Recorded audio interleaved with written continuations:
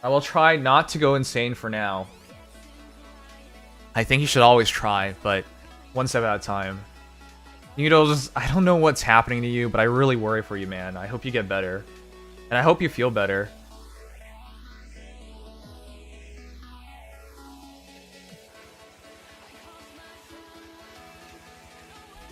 Alright guys, welcome to Farm Heroes. We have a new trailer to check out. Let me get to it.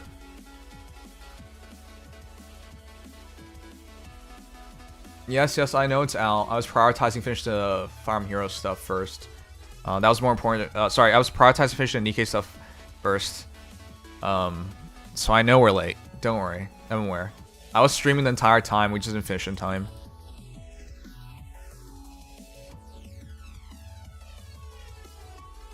Studying for finals? No worries, man. Good luck. I'm not gonna miss a trailer. Appreciate that.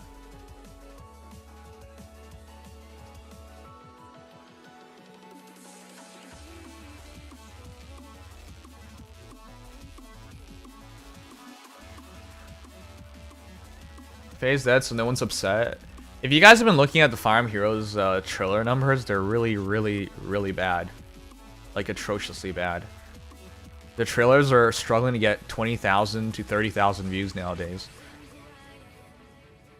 Which, if you want to put it in contrast, if you look at that Genshin Impact trailer, it's like, what, half a million views? A million views? It's not even close anymore.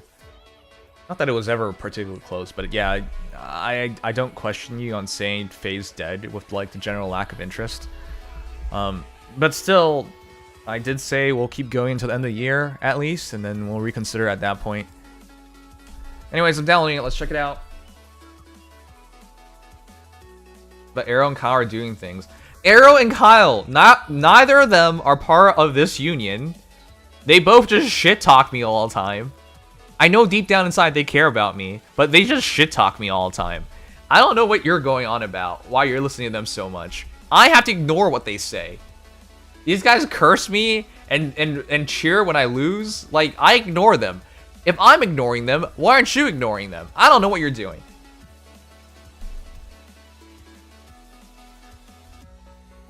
How am I smack talking? Rewind the stream. Rewind the stream. When I lost a battle, Kyle's like, wah, sha, sha, sha, sha. Like, well, rewind the, you, what? That's exactly what happened. Look, yeah, you know, Turret just said it. Arrow's a hater and a traitor. There you go. I didn't say that. That's what he is.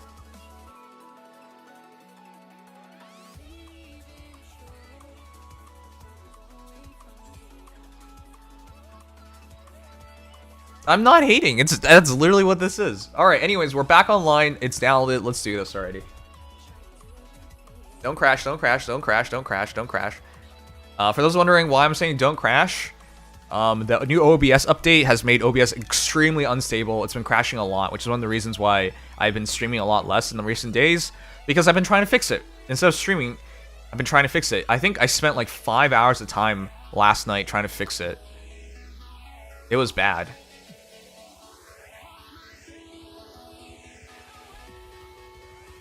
I mean, leaving the union if no one can beat me in a minigame. I will beat you. I'm gonna get to 100k. I just need Jinx to beat me first so I can beat her. Alright, let's make the switch. Here we go. Don't crash, don't crash, don't crash, don't crash, don't crash. I don't think it crashed. Let's go. Yeah, I'll lock in. It only matters to me when there's something on the line. I can't even beat myself. You can't even beat yourself off. You're such a bro.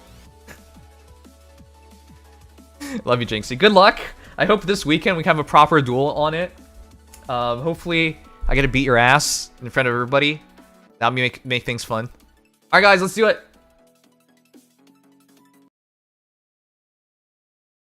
Let's do this.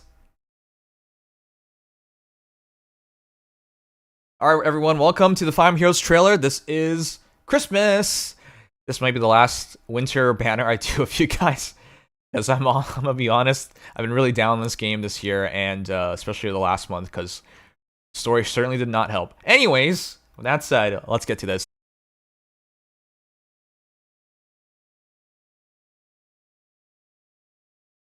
All right, and that sucks. Uh...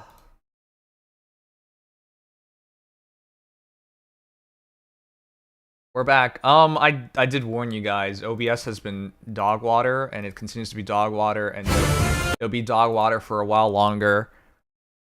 They've made no fixes thus far. I've been checking the forum every single day. But yeah, let's try that again. Okay, take 2. Let's do this. I think that was... I don't remember. Whatever. Stop eating your PC? That wasn't me. It's OBS update. Anyways, let's get in the festive mood. Hopefully this is a good banner. Christmas has historically been one of the best banners in Fire Emblem Heroes every single year, without fail. Let's hope this year is another one of those years. And let's end 2024 strong in Fire Emblem Heroes. Here we go. Yearning and Give. Yearning to Give.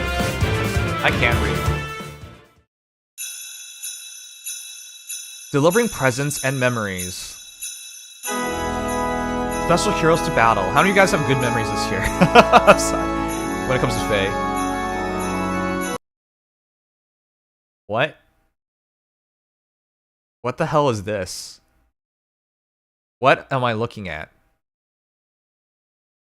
What is this? We have Santa for Mortis? How's this Christmas theme? Isn't for Mortis supposed to be like, I don't know, Satan?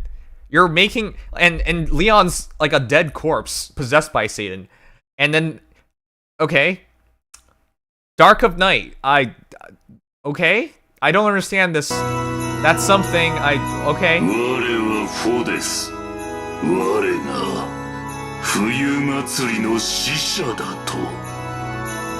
Okay. That literally sounds like a demon. And let's read what he said. What do you mean I am to be a winter festival envoy? I am for Mortis. Yeah, I don't know. Why are you here? None of this makes any sense to me. Also, shouts to Fire Emblem Heroes. Still making weird mistakes. Yes, there is a VA strike, but I thought that was concluded. Because the Genshin guys, or guys and girls, the VAs, are going back to work. I don't know what this is about. Anyways, VA is Nakamura Yuichi. Artist is Daisuke Izuka. Great job. This is literally cursed. Okay. Armor Beast. Yeah, don't worry, it'll be English later on. Just keep it Japanese. This is pretty good. Satan is an anagram of Santa, so it works. You got me right. Yeah, you're right. That is an anagram. Here we go. Ivy 32 times 3 with a special versus for Mortis. Color triangle doesn't exist, so here we go. Icy Ravager. That's actually not insane. It's actually like legible. Aegis is probably Shield Fighter. It is Shield Fighter. Leaden Regrets, Shield Fighter, AD, Breer, F save. We'll read it all at once. But Mortis was dominant as a far save hero for a long time, and so let's find out if he is once again. Protects others from range attacks, countering with power after combat actions of nearby foes end instantly. Still ridiculous. So they're updating for Mortis, which makes sense because that's one of the best saviors in the entire game. Not to mention one of the coolest in the entire game. And we love his giant fist. Here we go. Let's punch out that girl. Alright. Shield Fighter. Luna. For Illusia. Alright, let's see what you're gonna do for Lucia. Hit a 0. Oh, Lucia sucks. Oh, I'm so sorry, Ivy. Lucia sucks. Alright. For Mortis doesn't hold back against women. Rich people have no rights. Okay, anyways. Another one. I think for Mortis is beating up a lot of women tonight, and he doesn't care about Petra either. Did you know Petra's effective against beast foes? I don't think that matters. This is another 0. Let's find out. Swimming. Oh, let's go! Power creep! 0! Yeah! Oh god. Weapon triangle doesn't matter. Effective damage does not matter. Too slow. Double Deadeye. Oh my god. This power creep is insane. Alright, whatever. Please. Double zeros? Oh, what? Yo, what? What? Hold on. That's saying if Petra was properly built with proper support, she would beat for Mortis. Hold on, that was such a surprise. The first blow was 0. The second blow, yes, I know how Shield Fighter works. The first blow is where all the damage reduction is. But holy, that means, wow, was that messed up by Imagine if the trailer showed for Mortis dying. That'd be hilarious. Anyways, no, this means legitimately Petra can win the fight. 102. Yeah, he doesn't hold back against women. Anyway, she's royalty, and the entire team's frozen. Oh. Oh. Oh my. I have a thing for purple-haired women. Snowfield and oh my god, she's so cute. This is Shez, isn't it? It's female Shez. I didn't think she'd be back. As a winter envoy, I have to be sure not to get lost. Alright, VA Don M. Bennett. Artist Takuban. Oh, good job. Cavalry. Green Ninja Dagger Hero. Fire Emblem Warriors 3 Hopes. It's just female Shez. Yes. Oh, shoot. Hold up. Was the stats out? Yes. It was out. 40 HP, 59 attack, but it's buffed. 54 speed, but it's buffed. 30 defense and 22 res. The new Disarm Trap is here. Red Fist Blades, we'll read that in a moment, but it's True Brave. Luna, Swift Ice. Oh god, this is the new Shez. All the Shezes are good. Full Disarm. Oh, that's a new disarm skill. Pulse Song. Let's go. That's actually pretty dope. Explodes into battle. I mean, I don't want her to explode. With 4 attacks, effective against all weapon types, gains advantage with full disarm. Okay, she's gonna be ridiculous. Of course she is. Every new character is ridiculous. Power creep to the max. Hold on. Does anyone remember when Emblem Ike was released? Because I can tell you, it's not been 1 year. Has it been 6 months? I think it's been over 6 months. But that's not a long time. He was the best hero in the entire game. It's green against red. He's about to get smashed, isn't he? Oh, well, at least she's cute. Now I'm excited. What a Oh, he did pretty good. He took 3 shots. lovely evening. Wow. Okay. I mean, that was still legit. He took 3 shots before the 4th killed him. But still, that was Shez without a seal. And the seal on offense means a lot more because she's quadding than a seal on defense. So yeah, that was pretty ridiculous.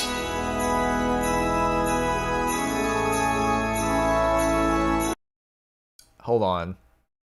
That face. This art style. That reminds me of... Does anyone remember the anime Panty and Stockings? Look, actually, she kind of looks like a whole live girl, to be honest, as well. Winter's Dearest. It's Hortensia. Of all my outfits, I'm proud to say this one's the cutest. She looks like such a brat. Her boobs look funny. VA Amber Connor. Artist Hachihito. Cavalry Staff from Fire Engage. Wait, it's a mixed... Oh wow, it's a mixed Christmas. I'm having a 4 HP, 63 attack, 52 speed, 17 defense, and like all the lolly healers in this game, they're actually killers and they enjoy having fun while killing. Anyways, 30 res. blast. Oh shoot, what the heck is Ice Lock? It's a new healing assist skill. This skill is treated as a rally assist. Oh boy, that's about to get interesting. If you run like... That's for healers. That's weird. I mean, I don't know. I appreciate them trying something here. Snowman Staff. We'll go over all this stuff. There's so much reading after this. Holy Pressure, Attack Speed Catch, Poetic Justice, and Twinkling Anima. So, you know, sometimes I want to read an anima as anima. And for those who know what that is, you don't have to explain. Alright, let's keep going. This looks like improved Hortensia, which was a popular hero. She was one of the best healers. Protects allies with walls of ice. She speeds up special activation and grants status effects to self and allies. This'll warm you up.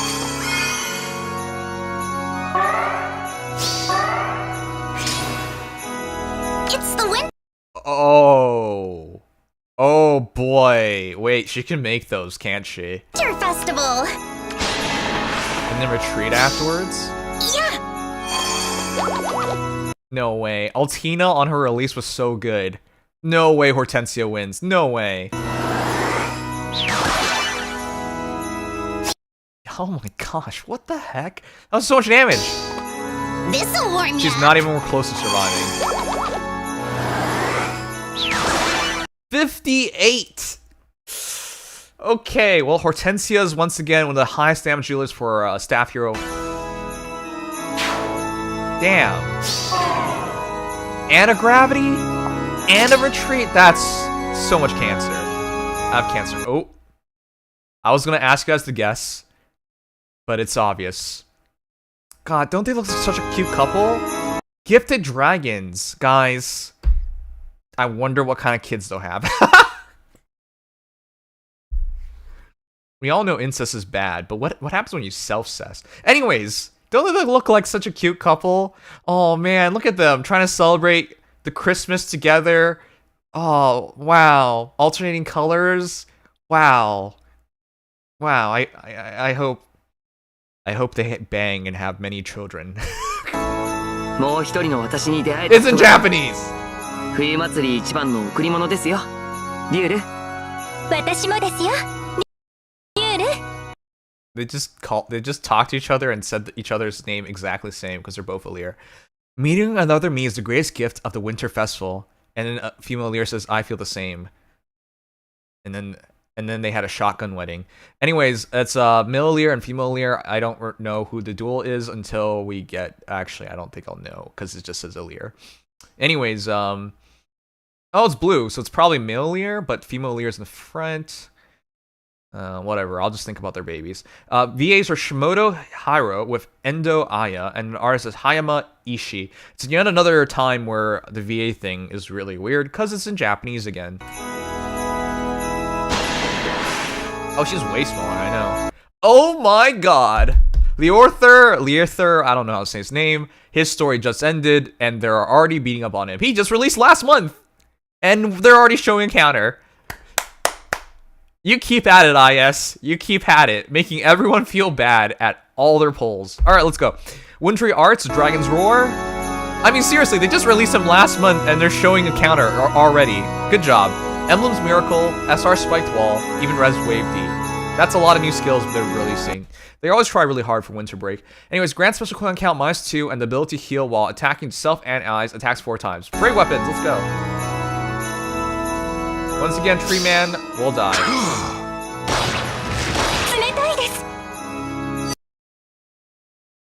Oh, it's male Alir. For those who don't remember, male Alir has Miracle. Doesn't that feel bad? Oh my goodness. That feels so bad. Are you sure about this? Oh. Awful, awful, awful. Alright. Dual skill. Neutralize any penalty effects on unit and allies within 3 spaces of unit, and grants the following to unit and those allies for 1 turn. Neutralize foes' bonuses during combat, and reduces the percentage of foes' non-special reduced damage by skills by 50% during combat. Once used, dual skill cannot be activated again. Alright. That actually seems really fair. It's still really good, but actually seems really fair with how power creep's been. And you can reuse it every 3rd turn. Emblem. I'm sorry. I just love how certain things can sound. All right, here we go. You know, the Earthor should have won this fight. He was not even close to surviving because it's a quad, right? So that's only 2 shots. Could have been a full 4 shots. Not even close. He doesn't need 3 allies now? Yeah, that makes sense. I mean, power creep, let's go.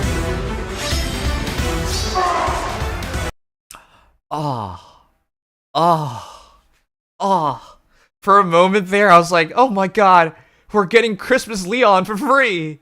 Forgetting that, no, that's just for Mortis before Mortis transforms. No, we're getting Ekfafnir, which was a fan favorite, supposedly. I really don't know. it felt like a minority. People really liked him because his banner did not do well. Anyways, he's the free hero. That'll be interesting. A Beast, Blue Beast. Yeah, and Beast Heroes, current generation Beast Heroes are kind of cool. So let's find out. 1 month from December 13th to January 13th. Alright, no color sharing, multiple sparks, 4 sparks, and that's it. Alright, why did they leave for more till last?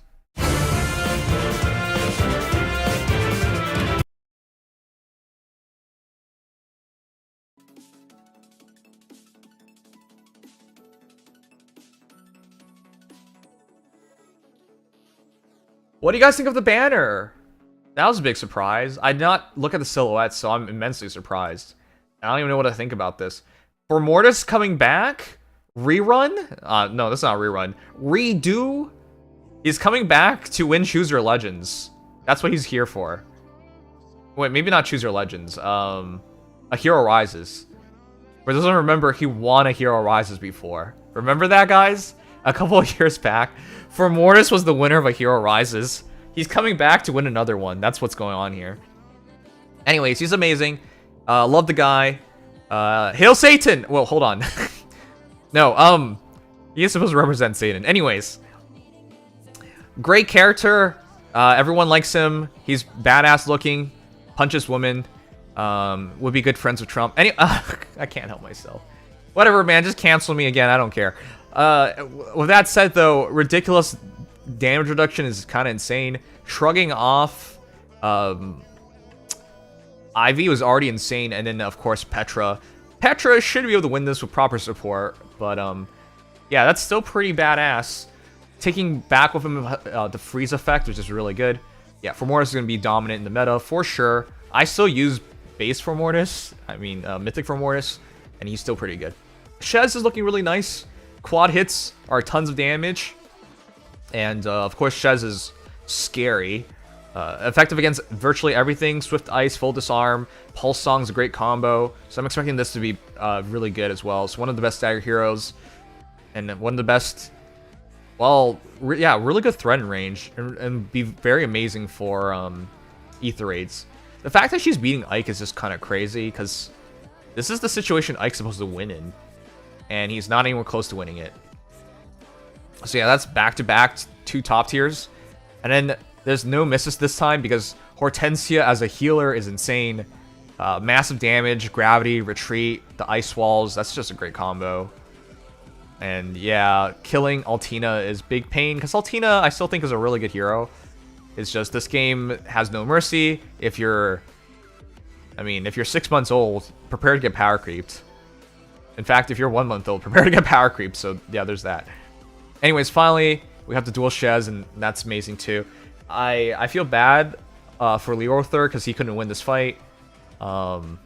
His story just ended, but whatever. He's about to get himself beat up again.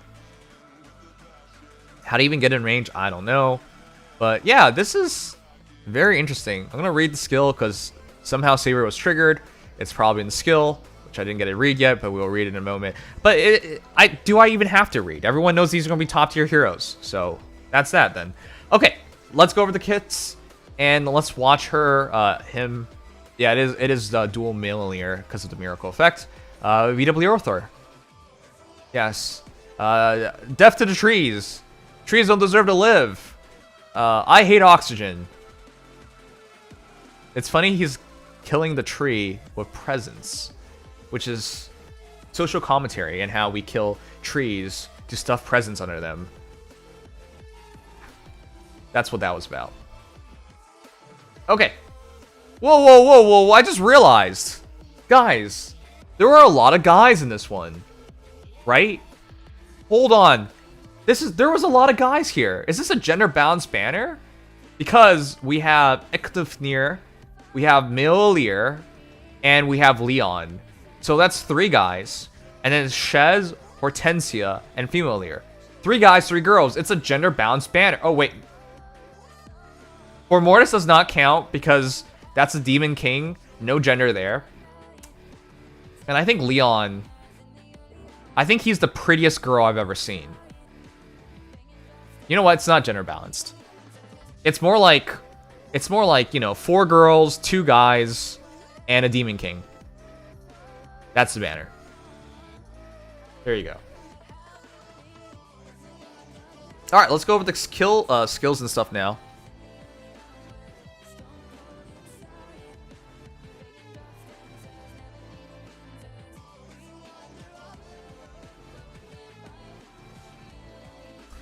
Tree Man forces your weak units to become saviors.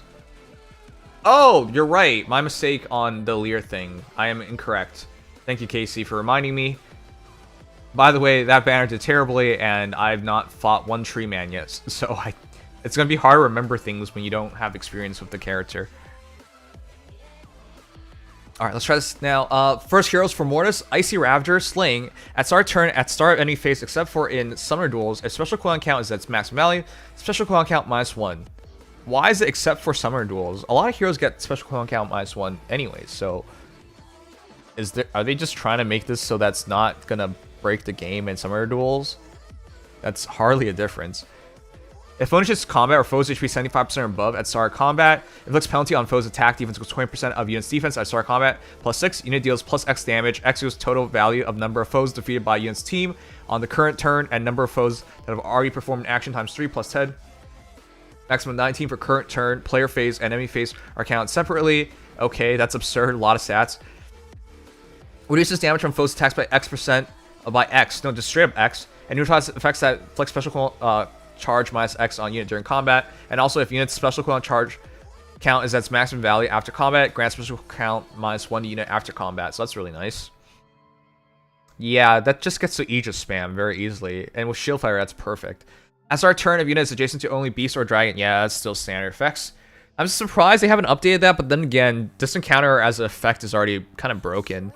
Lead-in regrets?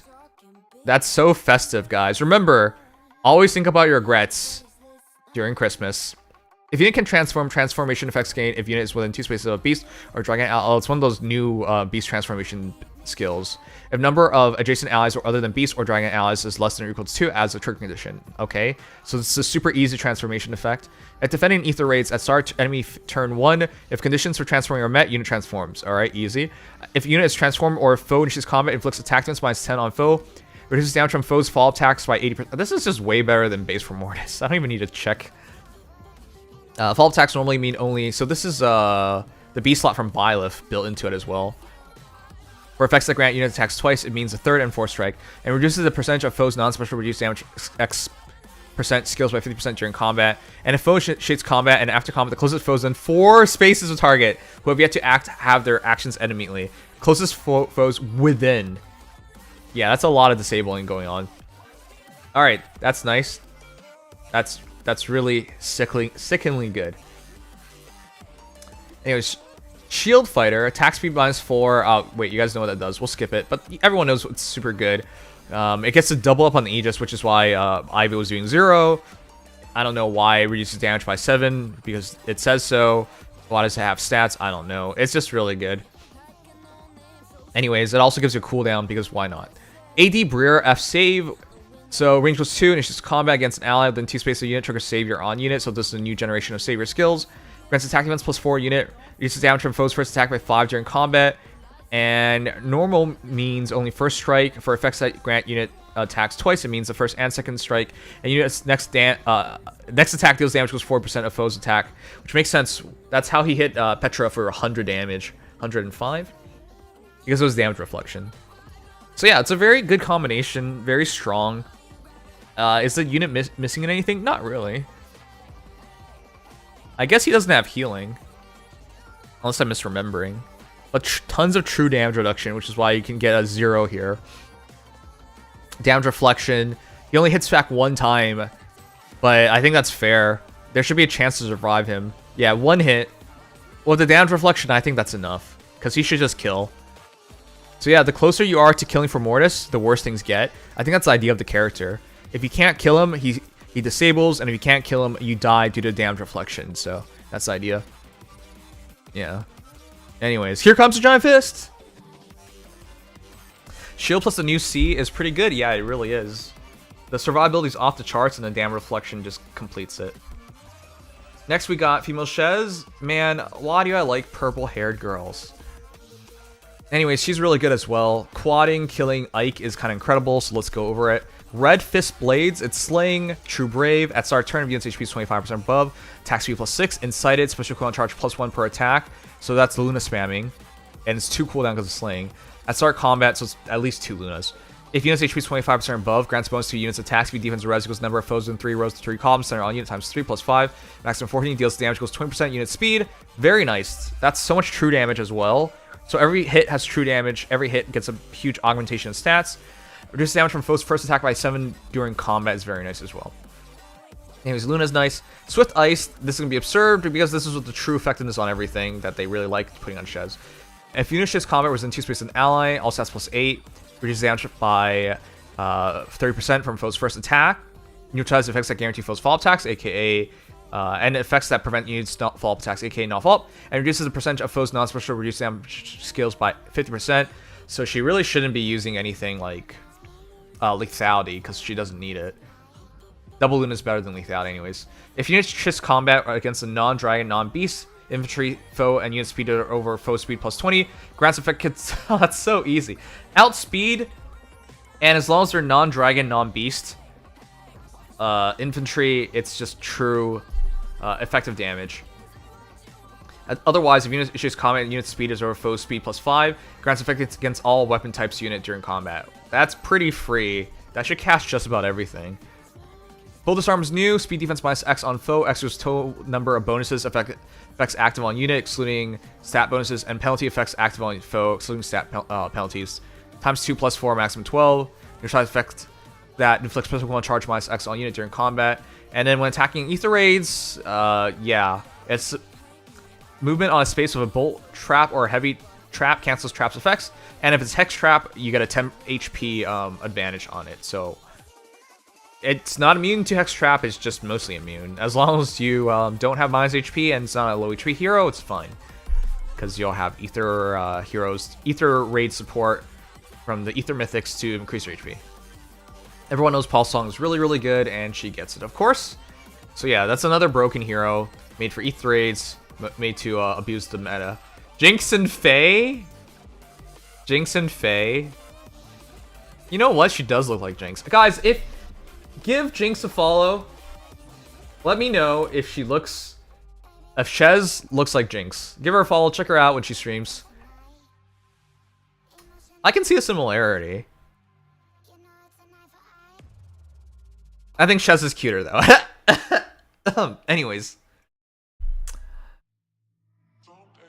Next hero is Hortensia. Let's read it. Snowman Staff. Ice Lock Plus. I'm more interested in Ice Lock Plus. We'll start there.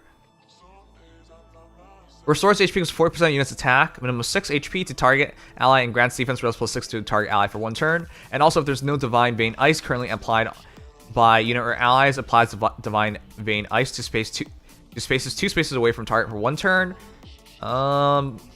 Okay, excluding spaces occupied by foe disrupt terrain other than Divine Vein Ice. Okay, so it's not a true application, but it was like that before. So I'm glad they didn't adjust it because it'd be too ridiculous. And warp spaces in rival domains. If used on turn 2 onwards, also grants another action. What? If used on turn 2 onwards, also grants another action. So it's healing, buffing, Divine Vein Ice, and another action. Wow. Grants another action to unit and restricts movement to 1 space on unit and pair up cohort. That's still really nice that you can apply and buff and heal and still attack afterwards or use Ice Lock 2 times. I know there's a restriction movement after restriction on movement afterwards, but that's still really good. Anyway, Snowman Staff, Slaying, foe cannot counterattack. Unit can move to a space within 2 spaces of any ally within 2 spaces of unit. Given she's on a horse, that's just gratuitous, but alright. If a rally or movement assist skill is used by a unit, grants full penalty doubler. Oh, so that's why Ice Lock is supposed to be used. Ice Lock would be interesting if you can run, like, I don't know. Ruses? No, ruses aren't run. Oh, I mean, she is capped. Run a ruse on someone and use that as a combination. But Ice Lock should be working on every healer, I would presume. We'll find out. Anyways, special count -1 to unit, target ally, and allies in 3 spaces of target ally after movement. Wow, that's good. That's good. That's such great support. Wow, okay. If unit is within 3 spaces of an ally, grants bonus to unit's attack speed equals 6 plus 20% unit speed at start of combat. Neutralize effects that guarantee foes follow-up attacks, effects that prevent units follow-up attacks, aka not follow-up, and deals damage equals 20% unit speed during combat, so true damage as well. And calc damage from staff like other weapons effect is not active. Damage from staff is calculated after combat damage is added. Wait, what? That's kind of interesting. That's new, isn't it? Because she has poetic... Wait, she still has... Oh my gosh. It's 2024. She still has attack speed catch 4. I don't know why, but at least she has a full kit. Attack speed catch 4 is kind of out of date, but I guess for healers, not so much. Poetic Justice, you guys know what it does. That's kind of funny. Doesn't her base version have this as well? I guess we're back at it. Twinkling Anima is new.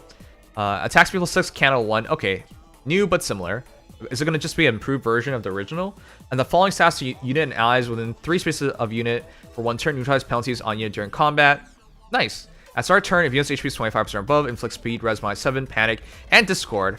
Panic at the Discord. No, it's Panic at the Disco. Does anyone even remember that band? Or that song? On closest foes and any foe within 3 spaces of those foes through the next actions. When emo rock was so popular, Okay, some of you guys are really old, and it's very clear. It's okay. I'm old too. 263, baby. If unit is within 3 spaces of an ally, grants attack speed plus 5 to unit, neutralize effects that inflict special cooldown charge minus X on has unit. no chill. Yeah, I know, there's no chill. She's so good. Actually, she literally chills, but no, I get what you mean. She's a healer that doesn't want to heal because she's out there killing. Anyways, inflict special cooldown charge minus X on unit and reduces the percentage of foes non-special reduced damage by X%, skills by 50%. This is the most deadly healer in the game thus far. The fact that she gets to get another action, heal, apply Divine Vein Ice, get Kanto, like it's insane. Apply Gravity, and yeah, she doesn't care about the partial tempo helps, damage reduction helps. It's just crazily good. Yeah, in applications, Ice Lock. Wait, does she get cancel from someone else? She applies Ice Lock, kills Altina, applies the gravity, and then backs off. The Divine Vein Ice guarding her against physical heroes is kind of insane. So yeah, she doesn't have cancel herself. It's from someone else. But that combination is really deadly, and they're showing it off. Yes, Christmas units are limited like in Nikkei, like in every other game. If you don't pull for them now, you gotta wait for the reruns. But they're not getting reran naturally. Alright, finally we get to Alliers. Guys, I know people think self-cess is messed up, but think about it.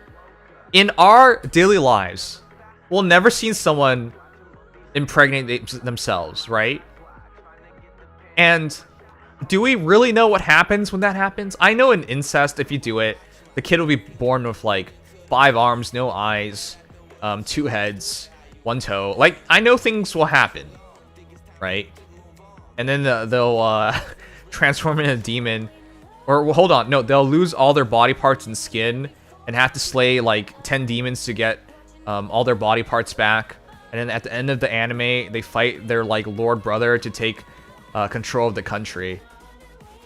Was that Dororo? I don't remember anymore. Anyways, like, I know things happen when you're like in an incestuous relationship and you're born deformed, but like self-cess, does that really happen? I don't know.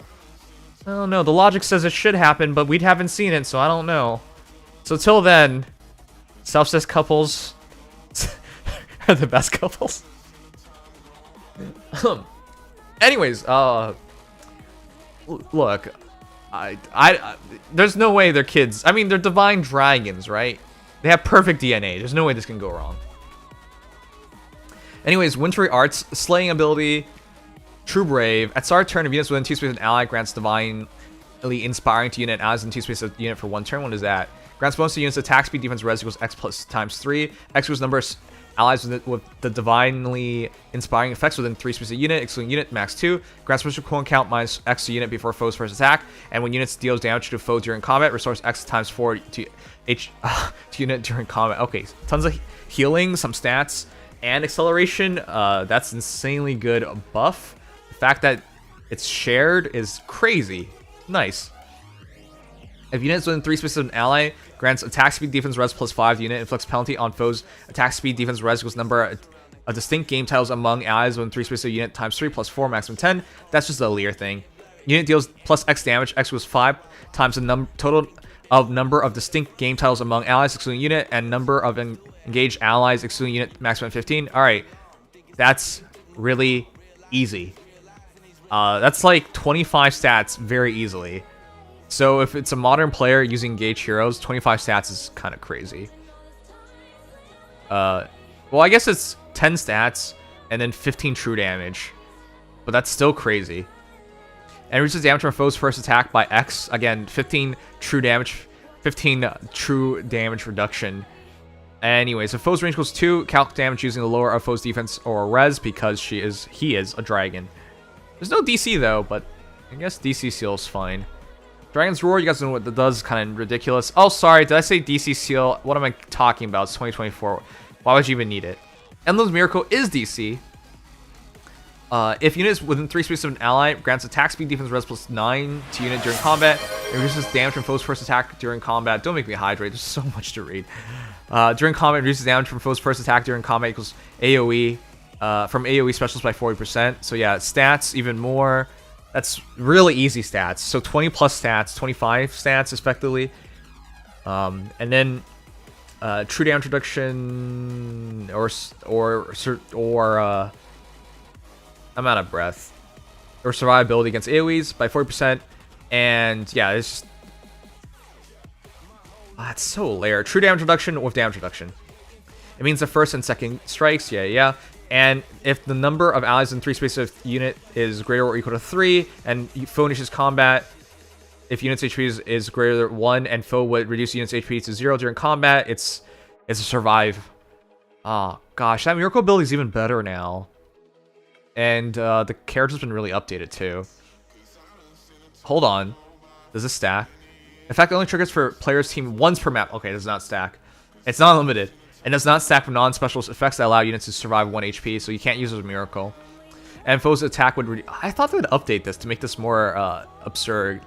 Like, I think Marnie showed how absurd things could get, so I thought they were going to update this to make it even more absurd than Marnie. Anyways, they're not. With any other such effect triggers on a unit granted this effect will trigger too.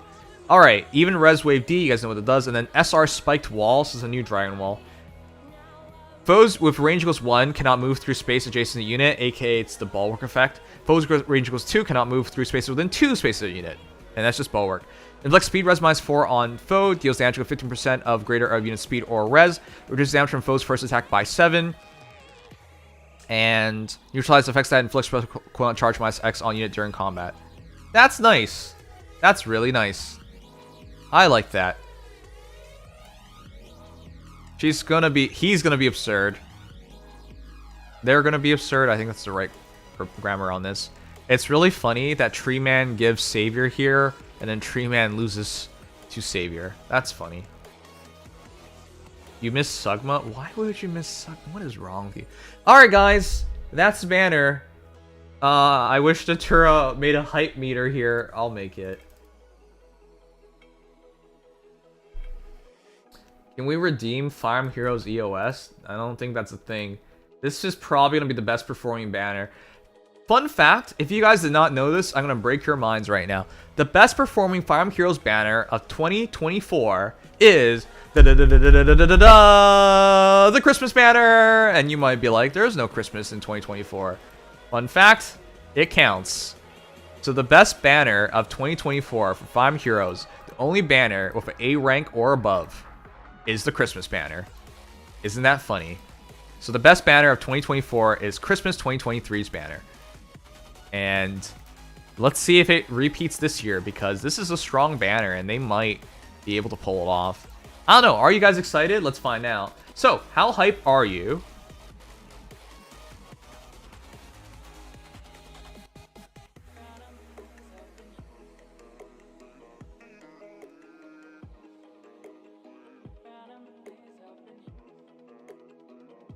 Pull us up, let me know. Watch this banner not do well either.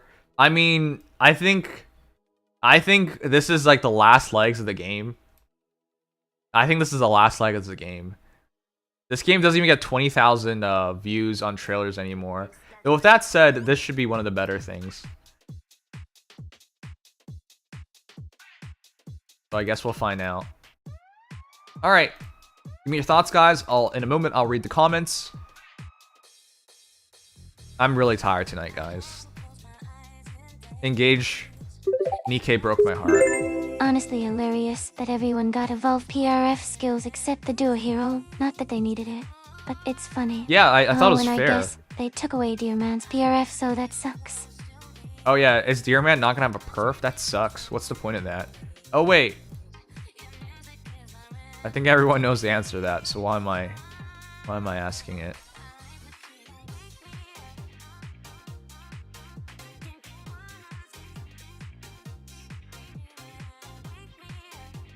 Who do you think will be the most popular Christmas unit? For Mortis is a fan favorite, and he's a guy. Shez is really good, and Shez historically has had a lot of plus 10s. I think, Jinx, you will be the most popular Christmas hero. In my heart, at least. But I don't think the Fire Emblem Heroes people will pick that. I think it's between Formortis and Lear, guys. What do you guys think? I think it's between Formortis and Lear. I think Formortis has a chance of winning a Hero Rises, even though he's a villain. And he's already done it, so who really knows? Lear is ridiculously good. But I think that Formortis might have the lead. So if you force me to pick one, I would say Formortis. If it were up to me, I really like Lear. So... Or sorry, I really like Shez.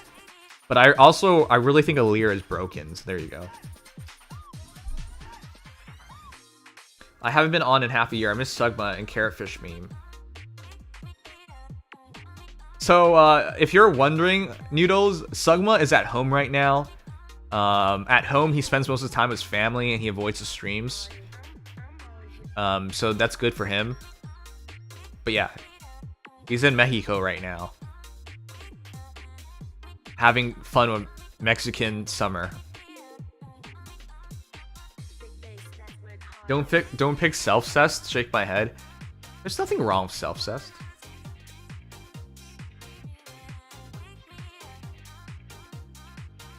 Alright, and the voting is concluding in just 3, 2... Wow, you guys think it's a 1-star and hype this fact? Oh my gosh. Like, you guys are my crowd. And I'm likely skipping, I think. I think I might get 1 copy. But I think I should just save for a Hero Rises. Because I think a lot of these characters will make a Hero Rises. Could all 4 of these characters make a Hero Rises? Man, they're good. They're so good. So I disagree with the lack of hypeness, but I do agree with the lack of pulls because I feel like I don't think I should ever pull a normal rated banner again. But yeah, that is the Christmas banner. Hope you guys enjoy it. Jez can make a Hero Rise. Jinxie, you're such a dirt. Ugh.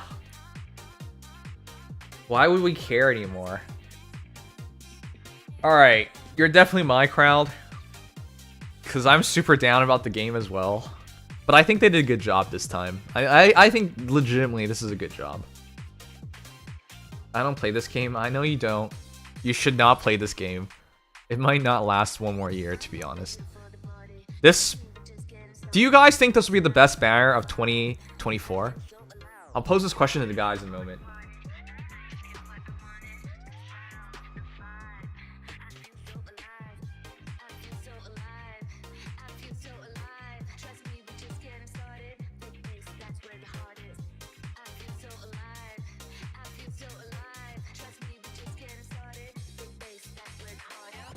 No, skip goal but decent. Ike is best banner. Screw fairness. No. Was that 24? It's gonna be the same results most banners we thought was gonna sell well. Oh, okay. Well, wow. Everyone's so down on this. I get it. I'm down on this.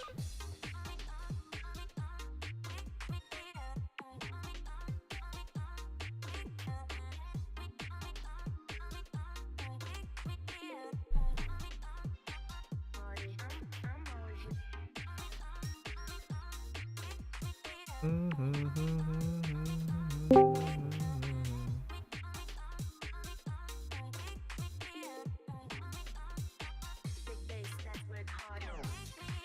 don't think we're talking over the guys. They're not here. That's all right. My brain hurts. Wow, I thought no one's gonna show up. Well, I am here, and pretty much on time. I was gonna shut things down because you guys were never there ahead of time, so I'm just assuming you're not gonna be there rather than waiting. Well, Legion and I were discussing it ahead of time. It was just in a different server.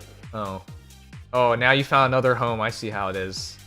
We were doing something there anyway, so we just stayed there for the trailer. Okay, that sounds really gay. I hope you two had a really nice time together.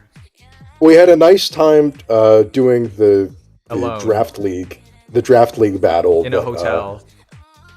Yes, he was at a hotel. Was it like a month ago or something? Oh my gosh. Okay, wow. I didn't think this was that legit. I didn't know you guys had that secret relationship. All right. Anyways, with the draft league, we've been talking way more, so we don't usually. Yeah, talk more this like you're much, drafting dick. Okay, yeah, sorry. I'm sorry. Got him. But yeah, he's tired and he wanted to go to bed, so it happened like literally 10 seconds before you got into the call. Yeah, and if I didn't start the call, you'd be joining him in bed, right? Okay. Anyways, oh my god. I'm so tired. I've been streaming, guys. I've been streaming since 3 p.m. Oh god, I didn't realize that. Because P-Cube, check it out on my channel. I did the stream already. P-Cube was doing a partner showcase for their new games, a publisher showcase. And they've given me a lot of free games in the last year, and I wanted to repay the favor, so I checked out the showcase with them. They asked me to do it, and so I did. So I've been streaming since 3 p.m. Okay. I'm dead tired. Yeah, that explains. So I have no filter. I will keep that in mind. Yes. So I will interpret everything you say as extremely gay. Great. Okay. All right. Hello, I'm straight. Nice to meet you. Okay, I don't believe you. That'll just be what I say the entire stream, so you can't interpret anything. Yeah, straight as a circle, right? Yeah, exactly. There we go. So you can even interpret. Someone can say, "Hi, I'm Mr. Straight. Nice to meet you." Oh, Mr. Straight is a circle. Got him. You're never safe from the gay allegations. Yeah, I've been married for 20 years. Okay, and your wife has a pee-pee, right? Anyways, you've been married 20 years. Have you been married to a guy for 20 years? That sounds kind of gay. Whatever. Okay. Let's be clear, there's nothing wrong with being gay. It's just Dex and Legion always say such sussy stuff that every single time. I can't help it. It's their fault. I take no responsibility. Anyways. Alright, let's begin this with... I didn't look at the silhouettes. Were you expecting this? Oh, okay.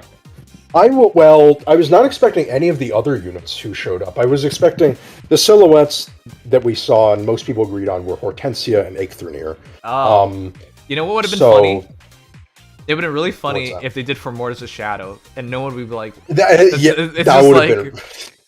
would have been so silly. Like, my god, it's usually kind of easy to guess anyway, but that would have been just like, okay, Faye, come on. It's just a shadow, like, literally. Just the shadow. I think they should have done that. Like, it would have caught more attention than anything else, and it's not clickbait because he actually is that big. So they should have done that. They could have done that. That would have been, but then the other silhouette would have looked so tiny. It would have been such a funny contrast. They would they would be like, is there even another silhouette there? It'd be hilarious. Is there a person there? Yeah. It was when Legion and I were going over this, I thought that Formortis was carrying a Leon doll, but no, that's just Leon. Like, it's actually him. Yes. But Leon still transforms into Formortis, so I don't know how that happens. Yes, I don't know. I think they just want to have a human model for every character. But all right. Whatever. Before we move on from that, though, does anyone realize how big that scarf has to be? Like, how many sheep? My God. Had to give up their fur for this? Hundreds? Thousands? Oh my God. They probably sheared some sheep for him, and then he just ate the rest of the sheep and put on the scarf. Anyways, I'm gonna tell you right now my favorite character of this entire banner. I don't even think this is disputable. Guys, it's Formortis, isn't it? It's too funny and too ridiculous. It's too ridiculous not to. Yeah. Correct me if I'm wrong. Is not Formortis supposed to represent literally Satan. Like he's the equivalent. Basically, of yeah, Fire like he's Emblem literally Satan. called the Demon King. He's like a demon who is sealed away and is a great unspeakable evil. That is essentially the Fire Emblem equivalent of Satan. Yes, and now... He now wears that scarf well, Oh, Kappa. hold on. Huh? Hold on, I'm sorry. Oh, Jinxie. Even though that wasn't big, still bigger than you. Anyways, sorry. We have a PP command in a chat, so if you ever want to find out how big your PP is, and... Someone yesterday got, I think, like 15 inches or something ridiculous. I think the maximum is 21 inches, which, by the way, that's my size. God. It's 21 inches. At that point, you know, it's... I don't know if you guys know this, but 21 inches is longer than your arm. It's a third arm. That's like to the point where people see it and they're like, you know what? I think I'm just gonna leave. You know, like we had a nice night together. Thank you. See you sometime. Yeah. Oh my gosh. Anyways, that's the maximum, so we'll see. All right. But with that said, the craziness aside, for Morris's hype, Christmas. I brought this up. Do you think this will be the best banner of 2025? And you might be like, this is a banner of 2024. But do you think so? It like as in it lasts until 2025. So it No. counts, Will it be right? the best banner of 2025? Because remember, when it comes to the Fire Emblem Heroes Sensor Tower tracking for the banners, the best banner of 2024 was Christmas 2023. Because that actually goes into January. So next year. Yeah, and as a result, it's onto that ranking as well. And because it did so well last year, it actually was the best banner this year. So could it happen again? I'm not sure. I don't think it'll be quite as by as big of a margin. If it is, I don't think it'll be by quite as big of a margin as last year's banner was, because last year felt like that was just an explosion of like incredible units, power creep. Everything felt like it was just, oh my god, like what are we looking at? Hold on. Whereas now we should revisit that, by the way. Go ahead, finish your thought. We should revisit that though. But yeah, no, I was just gonna say this year I think it's pretty strong units all the same, and I think a lot of people will be tempted to pull. But with just how insane units are these days, I don't think these units are so insane that you have to there's as much of a motivation to pull, and it's not full on 3 houses like it was last year either. Okay. So those are my reasons. And also the Emblem banner looks amazing at the end of the month. Okay, well, so here's the thing. Really quickly, yes, it was the best performing banner of last year, but this year, I think we have a really good example, because last year, when we had the Christmas banner, I thought we got the best Savior hero of all time. I thought we got the best Gale Forcer of all time, Winter Edelgard. I thought... And again, at the time she was. Yeah. I don't even remember the last two anymore. Oh yeah, I thought Dimitri was the best Vantage user of all time. Yeah, and he basically was at the time too, I think. Yeah, who's the last person? The last person was... Oh no, he's Claude. free. Yeah, who was the free unit. The other person was... Why am I blanking as well? I remember the Dagger Hero. No one cares about her. She did not win Choose Her Legends. Yes, she was quite good at the time, but she MC fell off. of all time, gave us no orbs, lost Choose Her Legends as a result. The worst. So all right. Sad. The reason why I brought all that up, can we all admit this? None of those heroes made it to a year. None of them. As the top of their class, none of them made it to the end of the year. Yeah, not as the top of their class by any means. I think the Edelgard is still perfectly solid. No. But Edelgard, top 3 Gale Force entire game, undisputed. I agree with you. But yeah, I would not say she's. If you had a choice between Felix, Sigurd, Emblem Sigurd, and Edelgard, would Edelgard be number 1? Absolutely not. Exactly. Well, that's what I'm saying. I would take Felix and Sigurd both. Yeah, easily. Sigurd's hit and run is way further. Despite less actions, the AoE is much more damaging, much more scary, and his hit and run is way better. Felix's movement is way further, and he has way more control, and he does better damage, generally speaking. So, yep, that's where I was going with this. She's still good, top 3, but that's worrisome. She could not make it to a year. Bottom of the top 3. Not even close to making it a year. Because at this point, who uses Byleth? Yeah, Maybe News. It is unfortunate what happened to him. I think part of the problem is that his kit really is outdated. His kit is from a time where something like Weaving Fighter was perfectly fine to have, but now Weaving Fighter, like, okay, you can run it on maybe like Marnie, sure, because she has Miracle, but just relying on percent DR these days is so rough. Like, in order to make Byleth work, you would have to invest fully with like a Wily or Slick Fighter 4 and all those premium skills, and at that point you're just better off using a unit like or even included the Yazzie message. to some extent. This is important. With the amount of English VOS that are missing, they may as well just implement a JP I'm so voice sorry. option. We got But a new it's bot. is, I'm and we know adjusting they'll it. never do it, so... The bot is kind of crazy. I'm so sorry. Oh, is it a voice bot, or what is it? What is it doing? It's the AI bot. Alright, please don't crash, please don't crash, please don't crash, please don't crash. Okay, it didn't crash. Alright. That's good. I'm gonna move the alerts over. And so hopefully we don't crash. One sec, chat. For those who don't know, OBS updated, and as a result, it's extremely unstable. So Oh, yeah, that's right. There was an OBS crash earlier on in the stream, right? yeah. It's not really my fault. It's literally, I don't.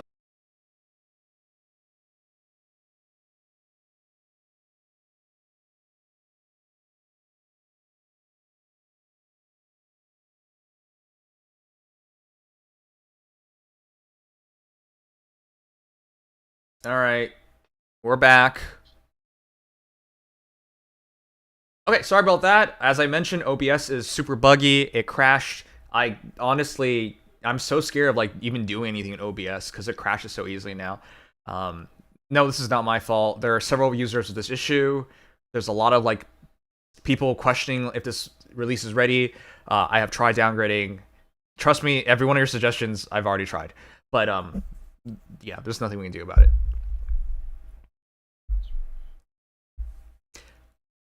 All right. Are we back? I think we're back proper. All right. Where was my thought?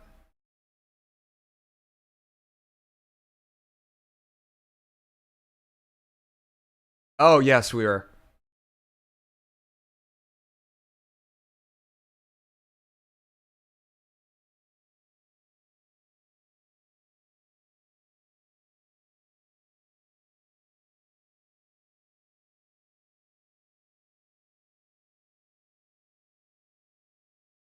Yeah, they come with those skills, so why would you do it? It doesn't make any sense. But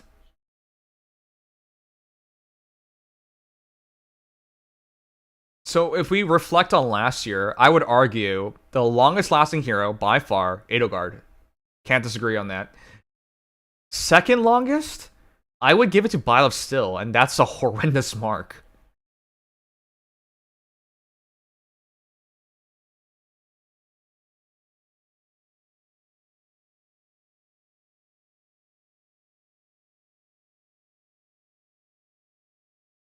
Yes. I think he made it around 6 months. I think I can agree with that.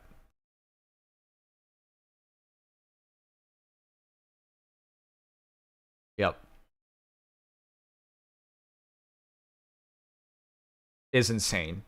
Yeah, because upon his release, it looked... I mean, the way he was built made him look like he was anti-meta forever, but no, not even close. Okay. Third place? Yunaka, I think. It's not good. They kind of both sucked. Yeah.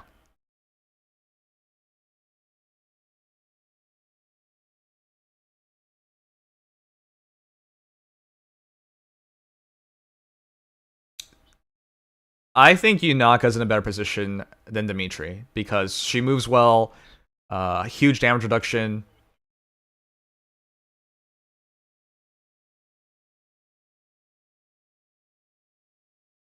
Yeah. Okay, but the worst one is Dimitri because he doesn't one-shot. That's the problem. Like, that was the idea. He vanished and he one-shots. But the new generation of heroes just tank him. Or take away his special. And so it doesn't even matter. Oh, I'm talking to myself. Oh, you guys can't hear him. Wow, that sucked.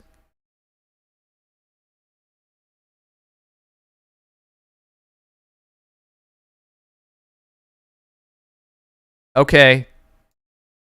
How come no one brought this up? Okay, I mean, you guys know what happened. We restarted and it didn't hook the Discord audio, so we gotta redo all that.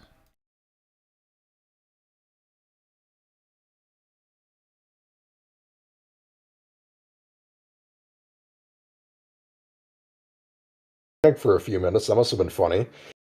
Yeah, well, it's... The problem of restarting OBS so quickly is that it doesn't fully shut down, and so not everything fully turns on. I'm gonna double check to see if the music works.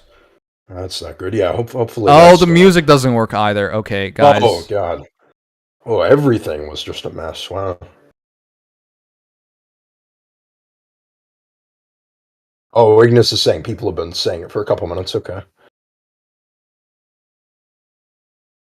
Again, I don't even want to use the OBS things because it's untested, but I have no choice.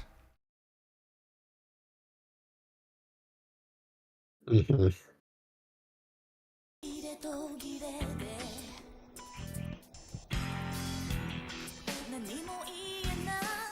Oh, shoot.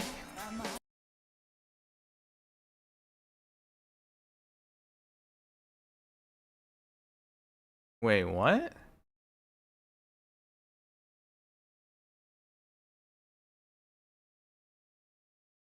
That's Opera. Oh, God. I think I just botched a VOD, too. Ugh. No. This sucks. God. All thanks to the OBS update.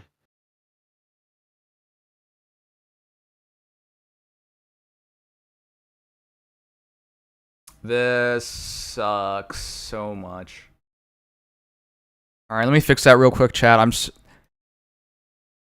I've been wasting so much time on OBS in the last couple of days trying to fix these things, but it's their stuff that's broken. I'm gonna check if...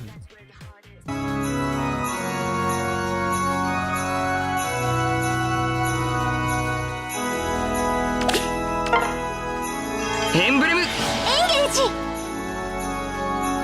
Wait, hold on, guys. When I did the trailer earlier, could you hear the in-game audio of the No, it says it works. Okay. Sorry, I just had to make sure. I can't trust anything right now because of how OBS is.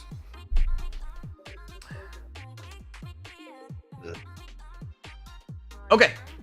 Thanks, Jinx. You're the best. Thank you for letting me know about these things. Oh, that's good. Okay. Let's rerun that real quick. Let's summarize it, just to skip ahead. But when you think about the best characters in the entire game from last year in order of how well they've lasted in the meta, number 1's Edelgard, top 3 Gale Forcer, but clearly behind Felix and Sigurd at this point. Then I think it's Byleth, who is not in the meta anymore. Not to say he's useless, because he's not, but... Yeah, usable, but you have to really invest to make him up to par, or close up to par. Which doesn't make sense, unfortunately. Yeah. So, he made it around 6 months. I think he was still meta 6 months in. But he was already falling off really hard there. But I think, let's be fair to say 6 months. Yunaka, I don't know how long Yunaka lasted. 3 months is, I think... That's... Yeah, something more like that. Yeah, I think that's fair to say. Maybe a bit more, but I think we're being very generous here because I hardly saw her. I think a lot of new players kept using her, but meta-wise... I saw her in 2, and then it started to decline, and then I just almost never saw her. So. Yeah, Snowfate says, I haven't seen Dimitri or Yunaka in months. I agree, I have not. Me neither. And then the one who fell off the quickest was Dimitri because everyone knows he's the least liked character from Fire Emblem Three Houses. Correct, yes. The random monk that you meet in Chapter 5 of the game is much more well-liked than Dimitri. Yes. What's that guy who fight right at the start of the game? That's a tutorial, like the brigand boss? Oh, Costas, yeah. Costas has double the votes of Dimitri. Yeah, I think Costas is better than Dimitri as well. Anyways, slander aside, he is. I even thought he was pretty good. I was pretty happy with him. He was when a Hero Rises banner came along with Green Dream. I thought he was pretty good, but even then, I could recognize no one's really using him. Because his biggest issue is that even when you fully set him up with Vantage and everything, it's funny because we're talking about that because Shez is here, and they're here. It doesn't matter because he doesn't kill at anybody in one shot anymore, and so if you can't kill in one shot, what's the point? And he always had the issue of can't counterattack. Without Nullsea Disrupt, the non-counterattack status fights he kind of gets screwed over in. All right, but all that said. And he has to actually initiate combat in order to get his Vantage off. It's much more sort of unwieldy than it first looks. You don't just get it for free. Yeah. So that didn't help. Yep. So we put all that together. The reason why we did all that is because this year's banner looks really, really good on paper. But last year's banner looked even better relative to the meta at the time. This looks good, but not as good as last year. And even then, last year couldn't barely make it halfway through a year with 2 heroes being relevant. I don't know. This looks so good, but I have no faith in any banners anymore. Yeah, this one I wouldn't be surprised if we see some of that similarity from last year. I would say, honestly, from this banner, I'm just trying to think of which unit I think would last the longest and which will last the shortest. I think that it's a little hard because Hortensia and Femortis are both I like both a lot in terms of they improve on their base versions and do that improvement very well. And both of them already had very good utility. I think Femortis has the best chance. Much like before. Yeah, probably. Because no matter what, they haven't really made a hero that can do mass locking, and he's a scary hero because if you can't kill him, and he's really hard to kill this time around with the damage reflection, especially you put that all in, terrifying hero. Yeah, it's a great combination. It makes perfect sense. If you don't have firm Canto Curb, you're just completely screwed essentially. If you can't kill him, I don't think he's missing anything. He's missing, I guess, healing, but that's about it. I guess, but yeah, it's pretty minimal outside of that, and that can be easily outsourced. Yeah. I like what he's doing a lot. He's basically just a modern Femortis. However, base Femortis counts as a mythic, so he compresses the roll, and he will get a remix. I think in a year and a half or so. So he has a future, whereas this Femortis will stay the same. I think the unit I have the least faith in from this banner actually is Shez. I don't foresee people using her that much. Whoa, Shez! Our purple hair goddess. I can't believe that. Okay, well, I love Shez, and I still am not too high on her. So the reason why I believe you, and I do not disagree, despite how good both Shez's were, we've had 2 godlike Shez's, guys. Remember, the first godlike Shez was legendary. Yeah, legendary Shez. That's right. Really good. The base ones were decent, but now hits zeros. Legendary was really good. Doesn't really matter. The summer Shez was actually really good, but for some reason no one used her. Now male legendary Shez is also really good, but still gets used. But that usage is dropping off fast. So when you put it all together, the history just isn't there. And let's be frank, I don't think Shez has that many fans. Comparison. It's not the same as most Lords have, because Shez is from a spin-off game. Of a game that is, it's a spin-off of Three Houses, sure, but it's not you don't see Shez putting up Edelgard numbers or anything. So,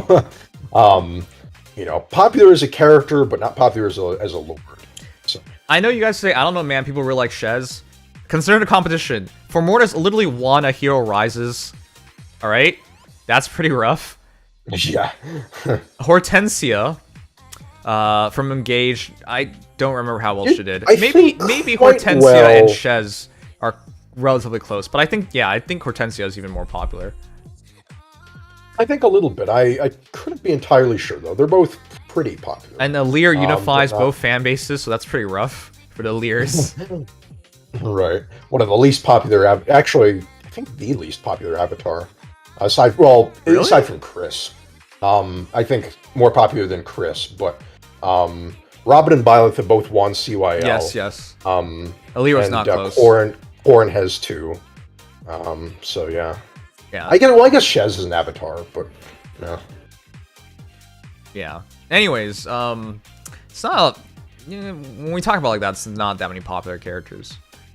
Mm-hmm. Anyways, yeah, it's not a Three Houses Lord Fest like last year. Lord plus Yunaka, who is the most popular engaged character. So, anyways, I can agree with you in saying Shez. It is very impressive she can beat Ike. It is very impressive she's going to be good in Ether Raids. Yeah, I was impressed by that. Yeah, don't get me wrong. Yeah, but unfortunately, I don't think this is enough. And because it's I don't think it's quite enough. Because I don't think you can vote against Hortensia. Great support. Possibly the strongest healer in the entire game. Looks like it to me, anyways. Absolutely up there, I would say. The extra action and the fodder value is out of this world. Shez doesn't even have Kanto. I just realized Shez does not even have Kanto, and that's gonna. Yeah, Legion and I were talking about that. She needs to run Sigurd Ring, and in a sense, it's a little awkward because she's not getting +1 move from that Sigurd Ring, so she's just getting a little bit of damage on her special and the Kanto. But you can't run Far Trace Echo because she has a perf skill. So yeah, you either have to outsource it or run Emblem Sigurd. That's kind of awkward. Her weapon is good, but it's a little basic. Her A slot is really nice, but it's basically just kind of improving on her old gimmick. Yep. So it has the same kind of, flaws and upsides. Yep. So that's why I'm a little down on her in terms of her long-term. Well, a little is actually being kind of generous. I'm fairly down on her. Yeah, in terms of her long-term prospects. Whereas I think Hortensia and Femortius have very solid long-term prospects. And I think that Alear is the one I'm not. I think you're using a lot, but go ahead. Sorry, This is a point that I'm thinking a lot about, so it's why I'm hesitating more. I think that Alear is the one that I'm not entirely sure about, but I agree with that too. I'm not entirely convinced that Alear will survive that long, though. Right, my ranking is for Mortis, Hortensia as the most likely to survive long term. Hortensia, we went over the extra turn, huge damage, healer, support, very complete combination. For Mortis, being updated for Mortis. For Mortis after a year was still being used in things like Summer Duels. Yeah, it's true. Even though he was really struggling there, but with the new skill upgrades and whatnot, if he did not die, he already proved his value, so.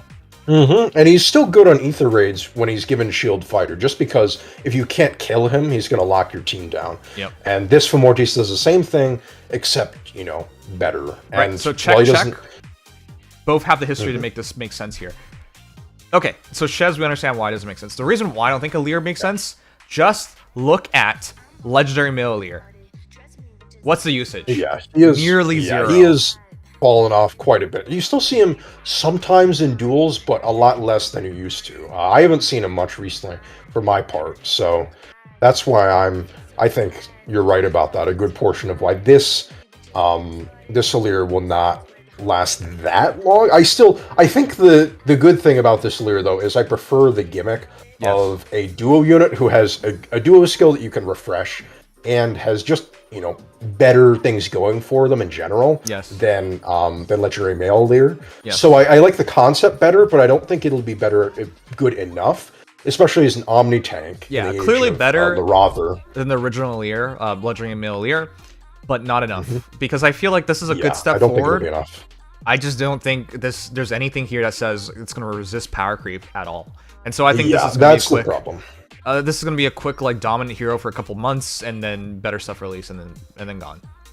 So yeah, I would generally agree with that. Yeah, so that's easy for me to say. Okay, so we're in agreement with that. What's our last topic? Oh yeah, did any hero catch you off guard as a surprise in terms of their kit? Like, not the heroes themselves, but the. Oh, in terms of the kit, I was not expecting a new branch of saves so soon. I was expecting a lot more twin saves. Briar was really fast. And we were Briar was just like, I had no expectation for that. And it's interesting what it does. It's like a more offensive. It has the true DR, but then it has that counter roar reflection. So it's you're not getting the beacon like again, and you're not getting the healing, but you are getting a little DR, little damage. The synergy with Shield Fighter is insane. I think it's crazy. It's real. Yeah, that's for sure. Because Shield Fighter with Twin Far Save is basically like, oh, I'm going to heal a little bit. Like, you could use Tier 3 save, it wouldn't matter. This, with Shield Fighter, actually is gonna improve it. Now, keep in mind, though, this is not the kind of reflection that Shield Fighter, like, it doesn't take all the reflection from Shield Fighter and add it into your next attack. This is the counter roll reflection that just reflects, how do I phrase it? It just reflects the attack damage that would have been done. It doesn't stack it from other sources. Okay. So just to be clear. But I think that's Even all still, he needs. Because he already hits really hard by himself, and as long as he gets that kill in one shot, this is the ultimate Punisher build, essentially. Because if Morris does not die, you die. As closer you get to killing him, the more likely you're dead. He's a lot better at killing than OG Fomorti, so that's one thing that stands out, especially with the Briar Far Save. Yeah. And keep in mind, this Petra combat that he's doing, if he had Marth Ring, he would most likely take very little from the second hit. The only reason he's going down to 1 is because he doesn't have Marth Ring with Aegis. Wow, actually, Marth Ring might be the best thing on him then, yeah. Mm-hmm. Yep, it's the classic Marth. Well, if you have Slaying, you go Marth Ring, Aegis. If you don't have Slaying, you go Marth Ring, Sacred Cowl on a Far Save. Okay, that's godlike. All right, anyways, I think that was amazing. But yeah, this is so good. It synergizes so well. This is a build you don't touch, so... Yes, you pretty much keep everything there, yeah. Okay, you know what? Moving on to the next surprise. I think Shez's B slot was a surprise. The weapon is not so yes, I would agree. It's an upgrade on everything. But... No, the weapon's pretty expected. I like the support, but the B slot, I was not thinking we would get another Potent after Potent Disarm so soon, but it is what it is. Wait, another Potent? You mean another Disarm? Or, sorry, another Disarm. Yes, that's what I meant. Alright, well, Pulse Monk is good, but the full Disarm is what caught me off guard because neutralize effects that inflict special equivalent charge minus X on unit during combat. Now things get interesting. Because she needs a special spam, and so for Disarm to give you that partial tempo is just highly, highly effective. Now you're not truly, like, losing stuff to run Disarm. It's very... with a lot of stats in it, which helps overcome some of the problem with something like Potent Disarm, which I believe was just speed defense -4. With this, you may not be getting the Potent, but in exchange, you're getting very good stat scaling for, an inheritable B slot, and you're getting that Null Guard, which is so useful for a nuke. So I do like it. I think it's mostly an upgrade from Potent Disarm, except in niche cases, like when you really need that Potent follow-up against maybe a Shield Fighter unit, but otherwise... Alright. But yeah, Pulse Monk's as great as ever. I do like this skill. I think it's underrated. Yeah. Okay, Hortensia, the special surprising skill is Ice Lock. That is going to open... Yes, I did not expect that. I don't think there's any way to expect that, really. That is inheritable as well, so things just got really interesting. Yep.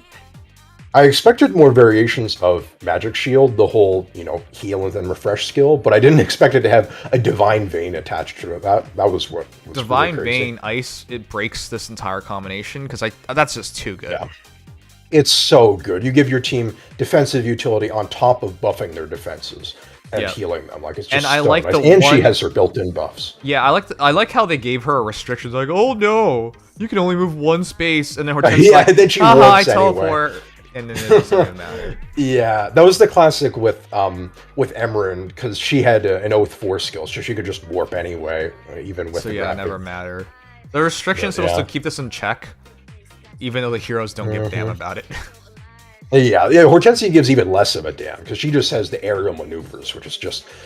on a CAD, it seems a little weird at first glance, but it's actually really nice how she can just yoink herself over forests, trenches, bypass her gravity. I really like... I think this is just the upgrade to Hortensia. Right. And her C slot is exactly the same, except she gets DR halving. That's all she needed. One thing she lacked. She really needed. Because now she's terrifying on offense again, so there you go. Anyways, I still like base Hortensia and the fact that they just improved on her, so... Oh yeah, she was not bad by any means. Micaiah, put a dent in her, but did not entirely break her. And this one is just gonna, I think, increase the Hortensia train viability. So. All right. And then finally, Alear. I'll be honest, I think Alear was the most boring for me because it is fundamentally Legendary Male Alear. They just improved on some things. And it's the same idea as well. We did 2 buy lists last year for a duo, and now it's 2 Alears. So. Oh, yeah, that's not exactly exciting. Divinely Inspiring is really good, and Spiked Wall combination is really good. So when you put it all together and you put the thought into it, he's absurdly good. It's a nice combo. Yeah, for sure. But we're desensitized to absurdly good at this point.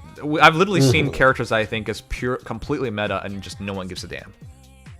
Yep. And I think in this case, they are very, very, very good, but prone to having the issue of, like, being power crept in the not-too-distant future. Yep. Or at the very least having competition that does something more unique than they do. Yeah, because what really sets them apart is their buffing and the miracle. But there are various ways to stop both, so... Yeah, Fatal Smoke 4, you've got Emblem Sigurd running around with that in his base kit, and he loves using it.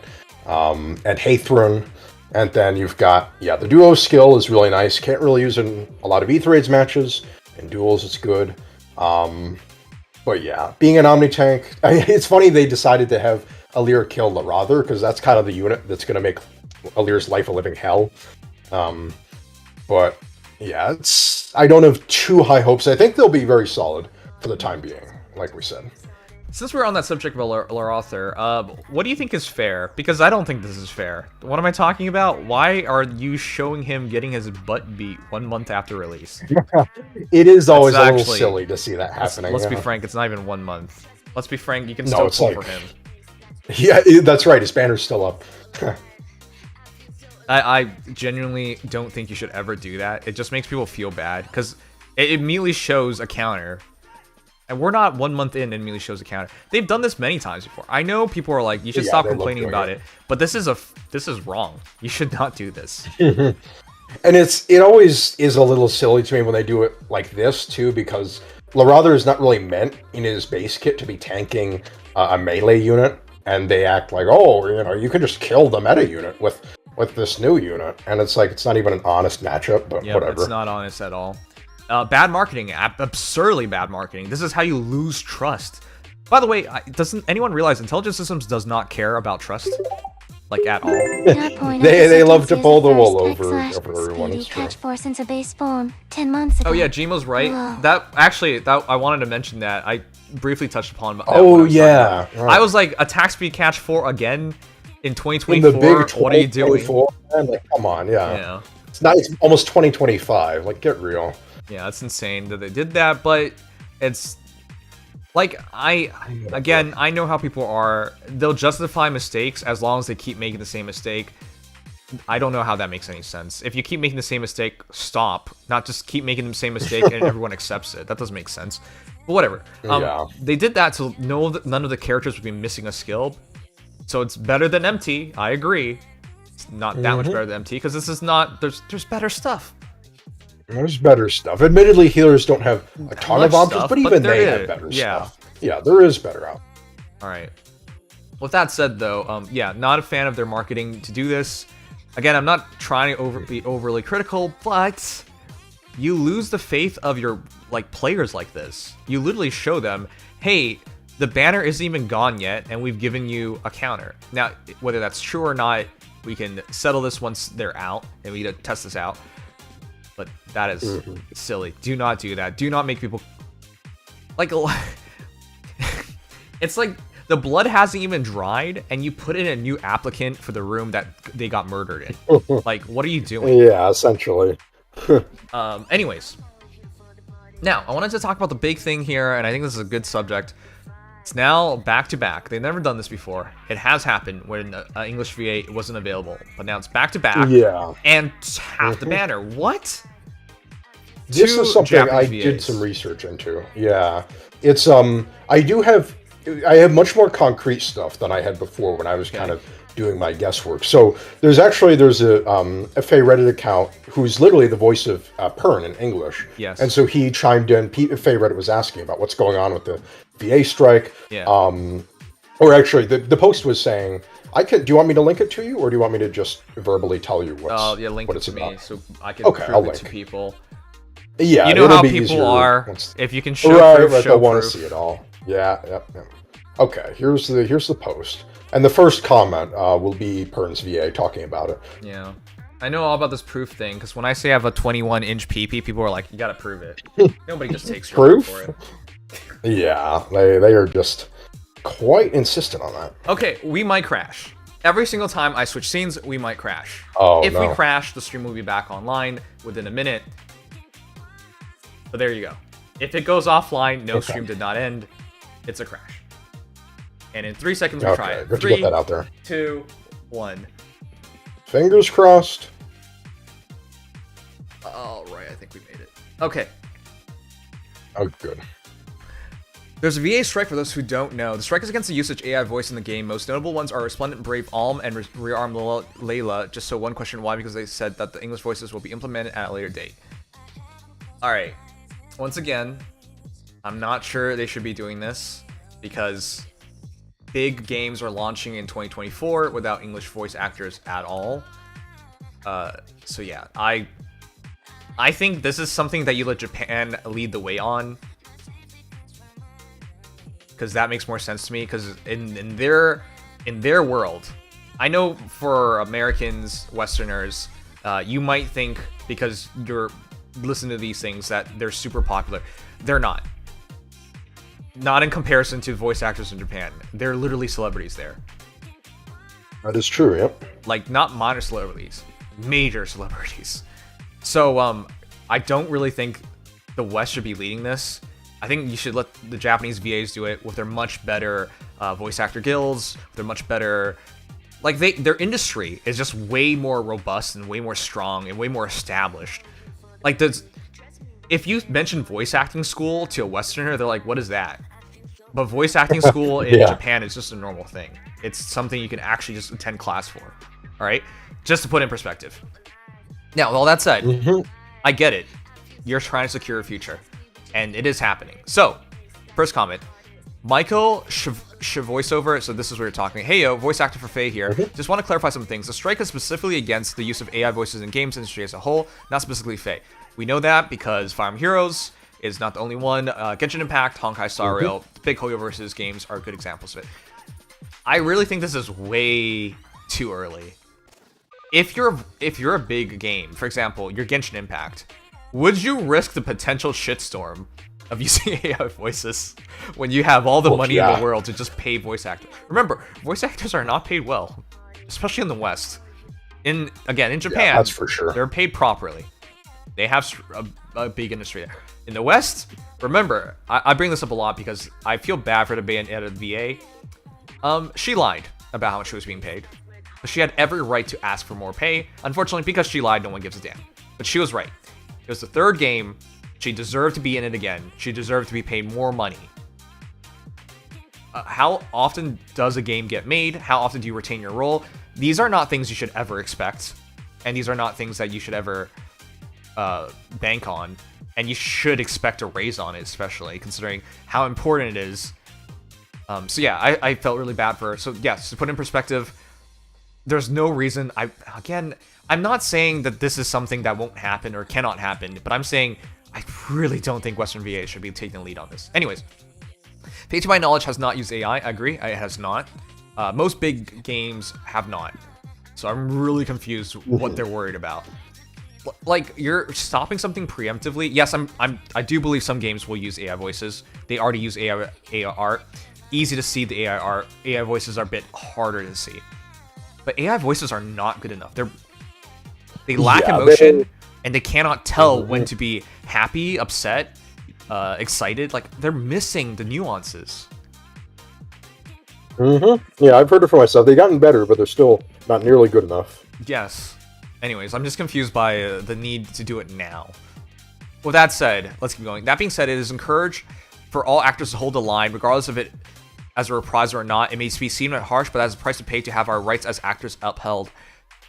Look, there's nothing I can't disagree with him. I can't.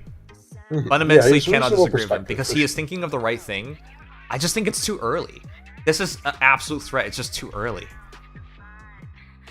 Okay, people can say that as a disagreement, but no, I agree with him. It's just I think this is too early to do it. Like, do I think everyone should get married? Yes. Not at 16. You know what I mean? Yeah, wild metaphor, but I get the point. Yeah. Alright. So yeah, he voices Pern. Thanks so much, that's kind of you to say. Alright, anyways, is there anything else? Regardless if they're guilty of any wrongs to VAs, I think it's good for IS and Nintendo that VA won't stand for this, less the money. Well, what is IS and Nintendo supposed to do? They're like, we don't use AI voices, and these guys don't want to work. Like, what?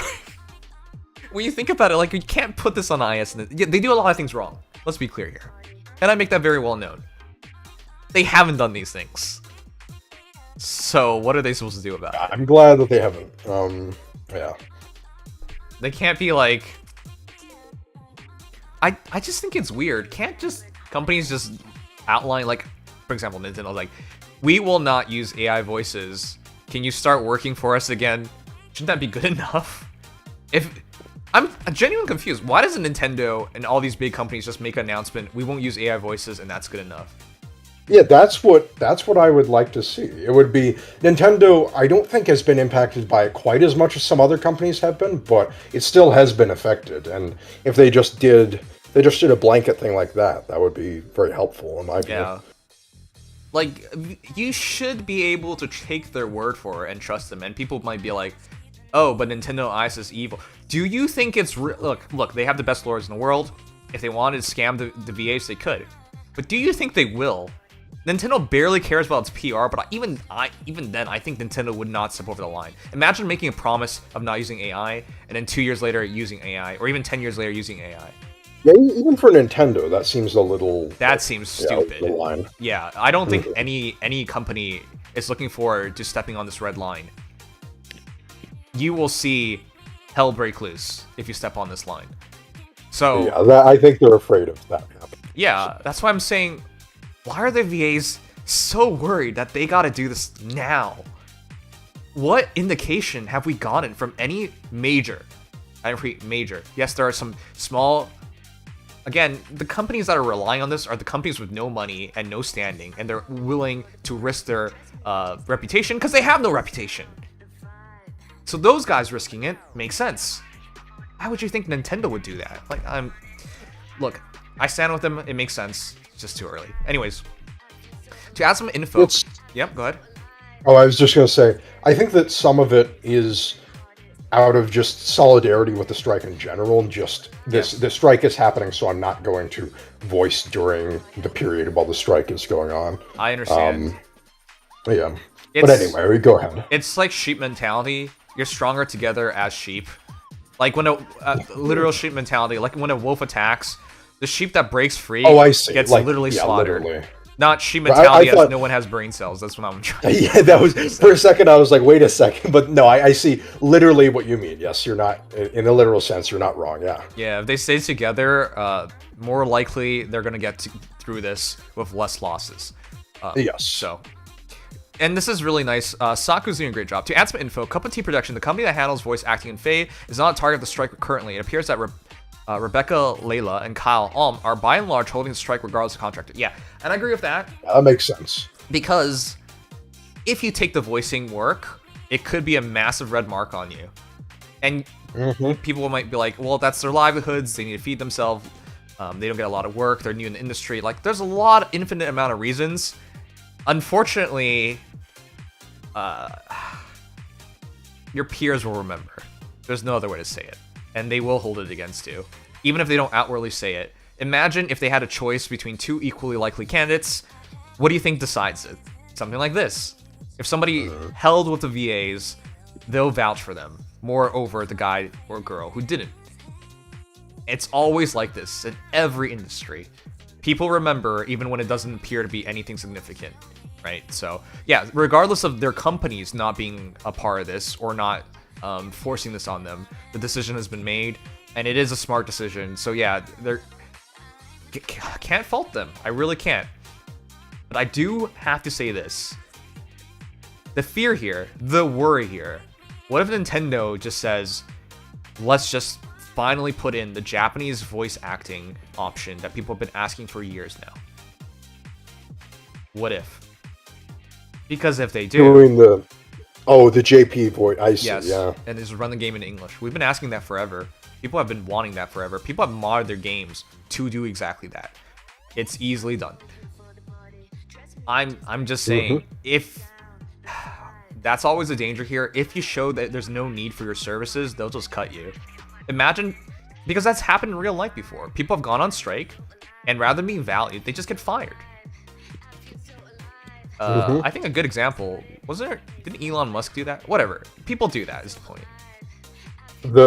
Did he do what? Fire? People went on strike and he just fired them instead. Was that Oh, Trump? yes, he did do that. That was, well, no, he was bragging about that to Trump. And, I got mixed up. Wait, what was it?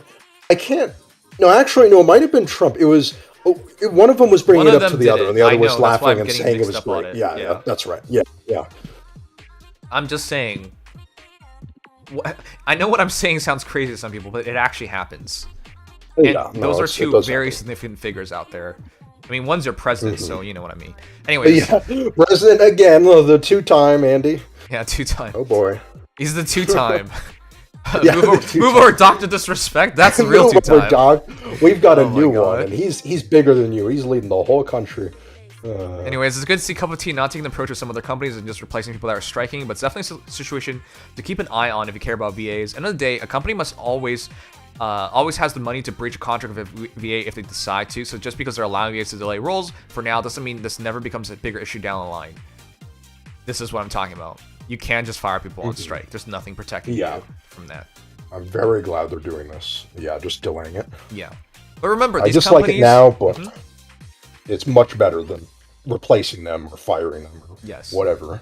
Remember, the way the companies work is that a part of the money you earn goes to them. So if everyone goes on strike, they literally earn no money. So companies won't take this forever. Anyways, wow, that's still going on. Oh, shouts to Lubu, the OG. Yes. So Dr. Brain Damage here. Anyways, Dr. Sakura, whatever. Anyways, it's been a while since I'm still remembering these things as we're talking about. Anyways, so is the strike even working? I've already lived through Koei dropping all their VAs and replacing them some people off the streets or just replacing them with Japanese altogether. Remember what I talked about? Girls Frontline 2 launched without English VAs. That was a significant gacha game that just released this month. You do not want to create a situation where there is no coming back from it. If Koei games sell well without English voice acting, they're just going to continue without voice acting. So yeah, it's rough, guys. This is not something you want to mess around with. And this is the reason why I'm... Again, I'm not against what they're trying to do. I just think it's too early. So I worry for these VAs. You guys know me. I support English VAs whenever I can. I always play the game in English whenever I can. But even I'm, like in Genshin Impact, I'm going to switch to JP because the last event being partially voiced has been very distracting. Like, some characters are voiced, some characters are not voiced. That takes you completely out of the moment for obvious reasons. Alright, but yes, it is confusing that it's still going on because I heard the Genshin Impact VAs are coming back, so... Oh, okay. That's interesting. And shouts to Reddit. Oh, God. How does this have 17 upvotes? They can do that? Don't workers have a right to strike? Nobody is questioning the right to strike. Nobody said anything about that. The thing we were trying to point out is... Yeah, that's such a Reddit brain thing. Whoa, wow, you're saying no one has the right to strike? Come on. Why do people jump to these things? This happens to me all the time. Like, someone asks a question, I answer the question, and they're like, oh, you're in support of these things? No, I'm just answering your question. Anyways, holy crap. This part about Reddit always drives me nuts. Anyways, I'm not sure where my post says workers don't have a right to strike. Absolutely. You're pointing out the dangers of this. I'm just wondering if it's working. Yeah, I'm also questioning it. And that Japanese companies had a precedence to just give up on the whole deal and implement other measures, which is exactly what I said. Remember when I started this, I immediately warned perfectly in the right here. Yeah, Lubu's perfectly right in the right here. And once again... Oh my god. Reddit, please. Please. Please. Oh, come on. Just because you read 20 posts... do not live up to your name. Yeah. just because you read 20 posts of people like saying there's no workers don't have a right to strike, that doesn't mean everybody thinks that. And if they're not for it, that doesn't mean they're for it. Oh my, anyways. All right, Lubu deserves an upvote. That's insane. I believe I've seen a short where Claude's VA covered said topic in a skit. Probably. Anyways. Oh yeah, Joe's DJ did a bunch of those as kind of little mini guides for his YouTube channel. Yeah. Okay. Good stuff. I recommend them. I'm gonna point this out and I'm gonna ask a question. Wow, that sucks. And people pay for these units. Using AI should be unacceptable. This hints at IS Nintendo using it. No, IS Nintendo does not use AI voice actors. Yeah, it's a misleading post. It's a misleading conclusion to draw. Unfortunately, OP just says exactly. Guys, please. Yeah, okay, that's being a little. Oh, and then someone added right after. Yes, more please, guys, please. This is the problem. Yes, it's good to stand with VAs. Yes, it's good to look after the livelihoods. It's not good to get the wrong message and burn the wrong people and companies. That is absolutely not the right thing to do. Yeah, don't just assume something is what it is and then just post, okay, well, blah, blah, blah. Like, come on, just use a little reading comprehension. I'm going to point this out right now. I am actually not aware of any, again, underlying this, major developers, major publications, publishers using AI voice actors. I'm not aware of a single one. Not that I have immediately seen. I know part of the issue was, I think that some of them were saying it had to be on the table for the future, as in they wanted to like license the voice actors' voices for AI in the future. So that could be part of why. But that can't possibly be industry-wide. Why would that be something like... Well, no, I don't think it's, the entire industry. Yeah, that would be just on an individual basis per company, is what I would think it would work. Yeah. Maybe the idea is like a voice actor guild kind of transaction. However, I would say to that, you should wait for Congress to make up their minds on AI. It's still a gray zone for them. They're taking the dinosaurs in Congress are just taking forever to wrap their heads. Well, what's AI? I see. Yeah, because it's like, you want to know the sad part? If Congress just says, "Hey, this isn't allowed," everyone just wastes their times. Because companies have to abide. Like, if you want to sell your game in America, you got to abide by American laws and rules and stipulations. Especially if we're going to work with American workers, who a lot of these VAs are. Western VAs. Yeah, a lot of them live in LA and New York. Yeah. So, again, I think it's too early because I'll feel really bad if people are out of work for a year and they come back and it didn't mean anything because Congress just did their own thing, you know? And before someone says, "Oh, maybe the VAs got Congress to do," no, you don't get Congress to do anything. They don't give a damn about anyone or any schedule. They're on their own timeline. Yeah. You can try to lobby them, but it takes a lot of effort to get like even just anything to their attention. So you can't expect it to work. All right, to specify the strike involves a specific list of companies. Neither Nintendo nor COT Productions are part of the problem, but I can see why people within the industry do not participate in some projects. Thank you for pointing that out. That's a good point. Yes, because I really don't even know. I'm someone who's been paying attention to this, and I still don't even know what game has done this. Anyways, also happened back 2020 with Sayori for different reasons, obviously. Yes. Oh yeah, the pandemic, and she was. I think she had recently moved. I can't remember exactly what it was. I do respect instead of just replacing the VA, because they've done that in the past. Because if they can't get in contact with VA or the VA rates don't match up, they just replace them. So it's respectable that they kept the same VA for Sayori. Yeah, I do like that. Yeah. Okay, this is interesting. Yeah, I'm not surprised VA strike is happening at the moment. I feel like this was most likely a response to people finding out about VAs for Call of Duty's dedicated zombies characters could possibly be used as source material for AI voice lines later down the line. As people noted, one of the major characters, Sam, was replaced by AI in the most recent map. But hey, at least Nintendo and IS. Yes, but everyone knows Activision's a scumbag. Wait a second. A lot of people think Nintendo's a scumbag. Okay, fair enough. Anyways. At least Nintendo and IS were cool enough to announce their English VAs returning at a later date and not just replacing them like other companies would.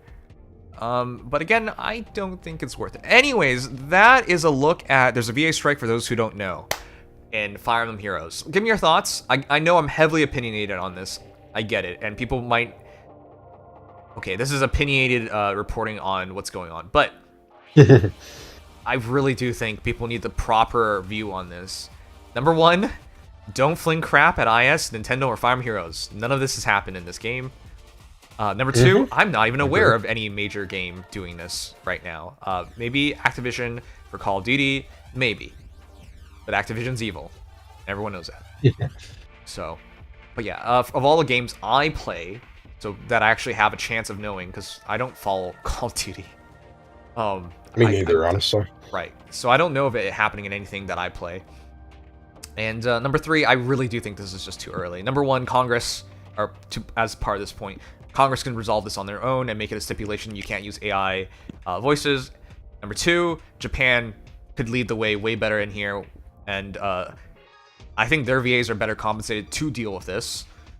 And number three, the potential of like what Koei did, which is just replace all their VAs or launch the games without English, is totally on the table as well. So there's a lot of danger here. But yeah, I wish the VA is the best. I'm not against this. I just hope this is going to be worth it and it gets resolved quickly enough. Okay, I think we covered everything.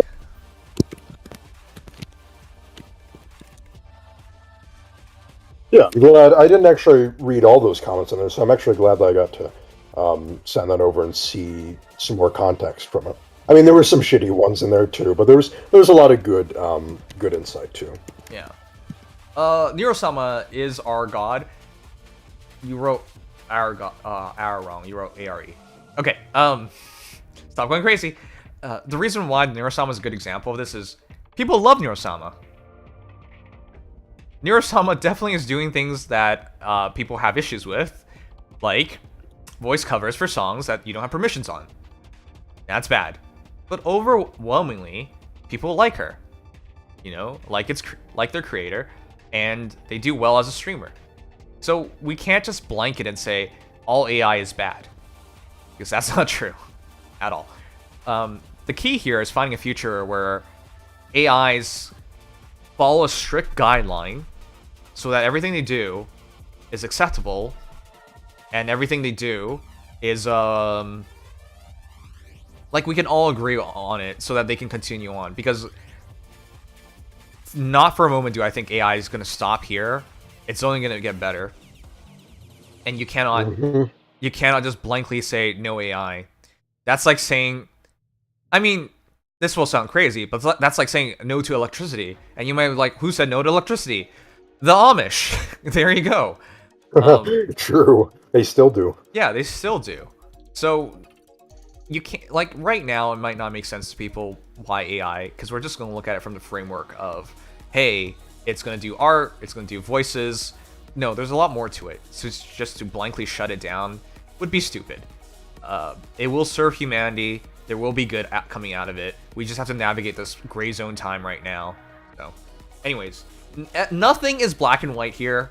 But please don't black and white just say AI evil. We should just get rid of it entirely. Nor should we be like, yeah, have some nuance. Don't feel like you have to say, oh, you know, this is absolutely terrible, or man, all AI should be instantly accepted by everyone. Conversely, just just learn about it and see. Okay, there's some things I like, some things I don't like. Yeah. Yeah. Nor should you blankly just rip AIs and say human rights don't matter, job security doesn't matter. Like, yeah, no, that's also ridiculous. Yeah. Yeah. So I'm just pointing this out because both sides are ridiculous. Like many things in the world, it's the center that's correct. Unless you pick the center every time, then that's incorrect. Yeah, that's right. You can't fence it every time, but it's never bad to have nuance. Is what I think. You can, in fact, you can even side more with one side on an issue as long as you aren't completely excluding yourself from knowing what the other side of it is. So. Yeah.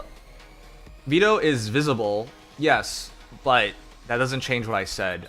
There are a lot of gray zone lines that AI crosses. Like, again, I know it's not...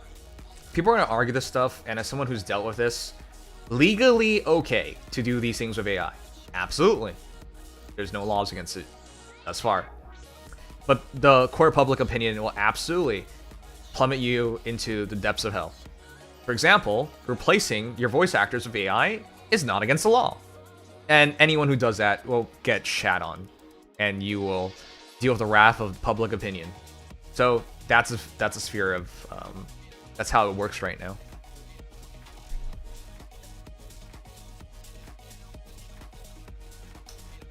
Alright, guys. I think we're done with our topics. I'm exhausted. Yeah, I've done a 9-hour stream.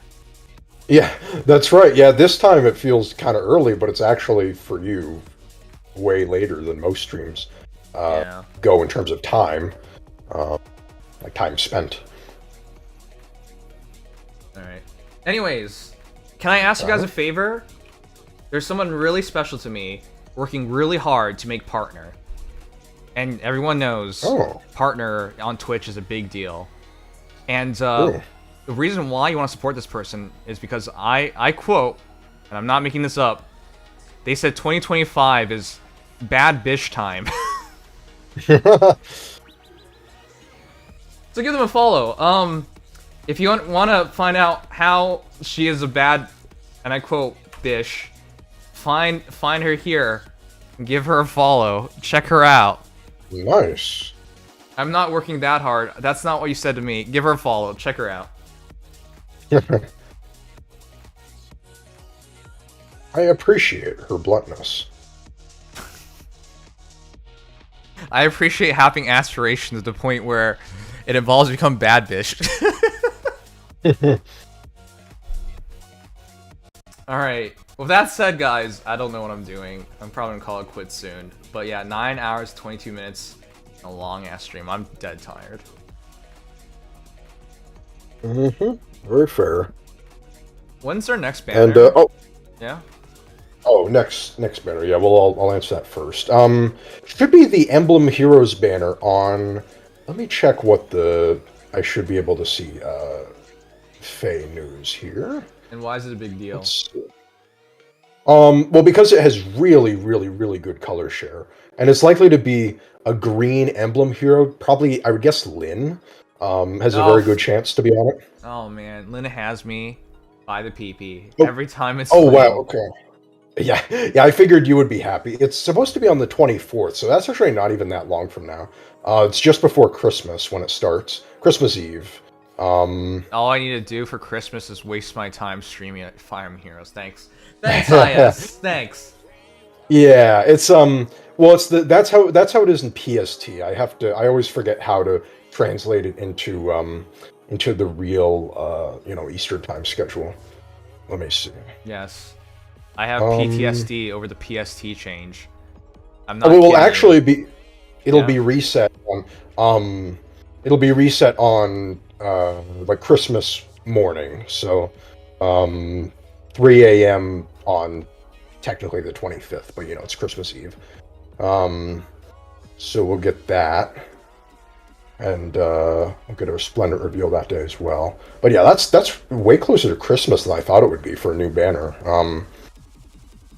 And then the New Year's stuff, when is that happening? That's not happening until the 6th, okay. Of January. Alright, while you figure that out, guys, tomorrow we're doing something fun. We are checking out the monthly revenue list. I know we're really late because the month's almost half over, but I want to check it out. I'm sure if anything good happened in Fire Emblem Heroes, we would have all heard about it because the Feh apologists and the Feh hardliners would be screaming to the world that the game is okay. But since I have not, I'm going to assume things are bad like the last 2 months were. But we'll find out tomorrow on stream. It's not just about Fire Emblem Heroes as well. If you play other gacha games, we'll all find out how those games did in the month of November. That'll be for tomorrow. Because I streamed 9.5 hours and I don't want to do more. So yeah, it looks like the Emblem Hero banner is going to have, on green, we're going to have, it's going to be CYL. So we're going to have Brave Alphonse and Haethrun. On colorless, we'll have Brave Robin, Brave Female Robin, and Eikthrunir. On blue, we'll have Emblem Sacred. And then on red, we have that all filled up. It's Legendary Veronica, Emblem Ike, and Brave Felix. The people are thinking it at least PM1 thinks it'll be Green, and likely Lynn could technically be someone else, but all I know is if it's Lynn, I'll do it. If it's not Lynn, I don't do it. That's all I know. Good to know. Do it as in you'll summon on it? I'll summon on it. I don't know what the point of summoning for heroes anymore. I've talked about. I don't want to drag the stream down, but I don't know why I'm playing this game anymore. Because every single year I get further and further away from my dreams in this game. I want it to be tier 21 arena consistently. That's not happening. I wanted to do summoner duels. That's definitely not happening. I wanted to be top 1,000 Ether raids. That's not happening. Even as my defense team continues to get better and better, it's not happening. At this point, like, even the people who said build your favorites. Yeah, I like Marth, for example. What's the point of building him? He's just gonna get destroyed anyways. And to build him is very expensive anyways. So what am I supposed to do? Just throw away everything to build a favorite that doesn't matter? Like, nothing makes sense anymore in this game. Are you still sure this game will make it through next year? Come on. I still think it will. Yeah, I don't think it'll necessarily be doing amazing monetarily by then. I could see it slipping. It's already done slipping now, so I don't know. Well, yeah. Well, that's what I'm. That's why I'm hedging my bets there a little bit in terms of the revenue. I still think it'll be around though. Okay, so I wanted to point this out. I wanted to do a video about this next time, so we won't do it this time. But have you guys been paying attention to the viewership for the trailers? It's at an all-time yeah, it is low. much lower than it used to be. That's for sure. Oh yeah, yeah. Like how low? I remember back in the day making reaction to trailers, and even I've gotten 20k views on a reaction to Fire Emblem Heroes trailer. Yeah, it's true. I remember you used to get those numbers. Yeah. Yeah. Do you know how many views they get on Nintendo's channel? They're getting like, well, this one. Let's see. It was only 2 hours ago, so that's not fair. But let me check. 20 to 30k. That's your answer. It's horrendous. Let's see. It's okay. So the Rune and Moore got 47k. Neathogre and Larather got 46k. Oh, that's only English. But let's see. Rearmed Lilina got 55k. Ninja Lucina got 61k. Dogger only got 29k. If you're looking at that's 74k. If you're looking at English, it's different. But look at Japan, which is their core of their. Oh yeah, the Japan numbers are pretty bad. Japan is averaging, let's see, between like 20k and 30k. Yeah, that's exactly what I'm saying. And people don't understand this. The majority of the revenue in this game is Japanese. You might not think this matters because you're like, oh, Japanese views are lower. It doesn't. That's the majority of their money. If people aren't even going to check these things out anymore, where do you think they're going to get their money from? So yeah, I wanted to cover this. I do get that, the Western views are a lot lower as well. It just doesn't look as bad as the Japanese views at this point. But Japan is a very different country, and the way they treat gacha games is very different. Not to mention, their players are very different. Which, in the West, even now, a lot of hardliners only play Fire Emblem Heroes, or they play like one other gacha game. So they don't really know what things are supposed to look like. In Japan, it's very normal to play many different gacha games, and to have tried many different gacha games. And so, when they have a gazillion alternatives, they're not going to struggle on dropping this game. So yeah, it's very worrisome, because if Japan drops out, that's it. It's not worth their trouble for the rest of the world. But yeah, that's why I'm saying, like, there are a lot of really worrying cases. Again, I know we're supposed to be festive, and I do like the banner, and I try to keep the negativity to a minimum today, but it's hard not to notice these things. It's literally right in front of your face every time I check and grab a trailer. It's right in front of my face. So I've noticed. But yeah, it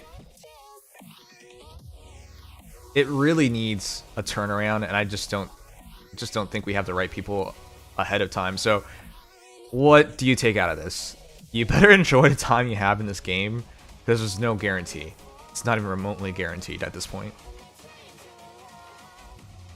Maybe a year. I would bet against a year personally. We'll have to see. A year, if you bet against a year, and I all I need to do is hold out for what a year and half a month, and then I win the bet. Yeah, I think that's fair.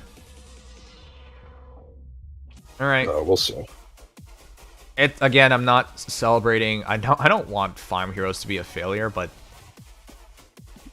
they're not really showing anything at this point. By the way, I finished a story on stream. Oh yeah, I watched that. Yeah, you watched it. Then do you disagree with my disgust of the game?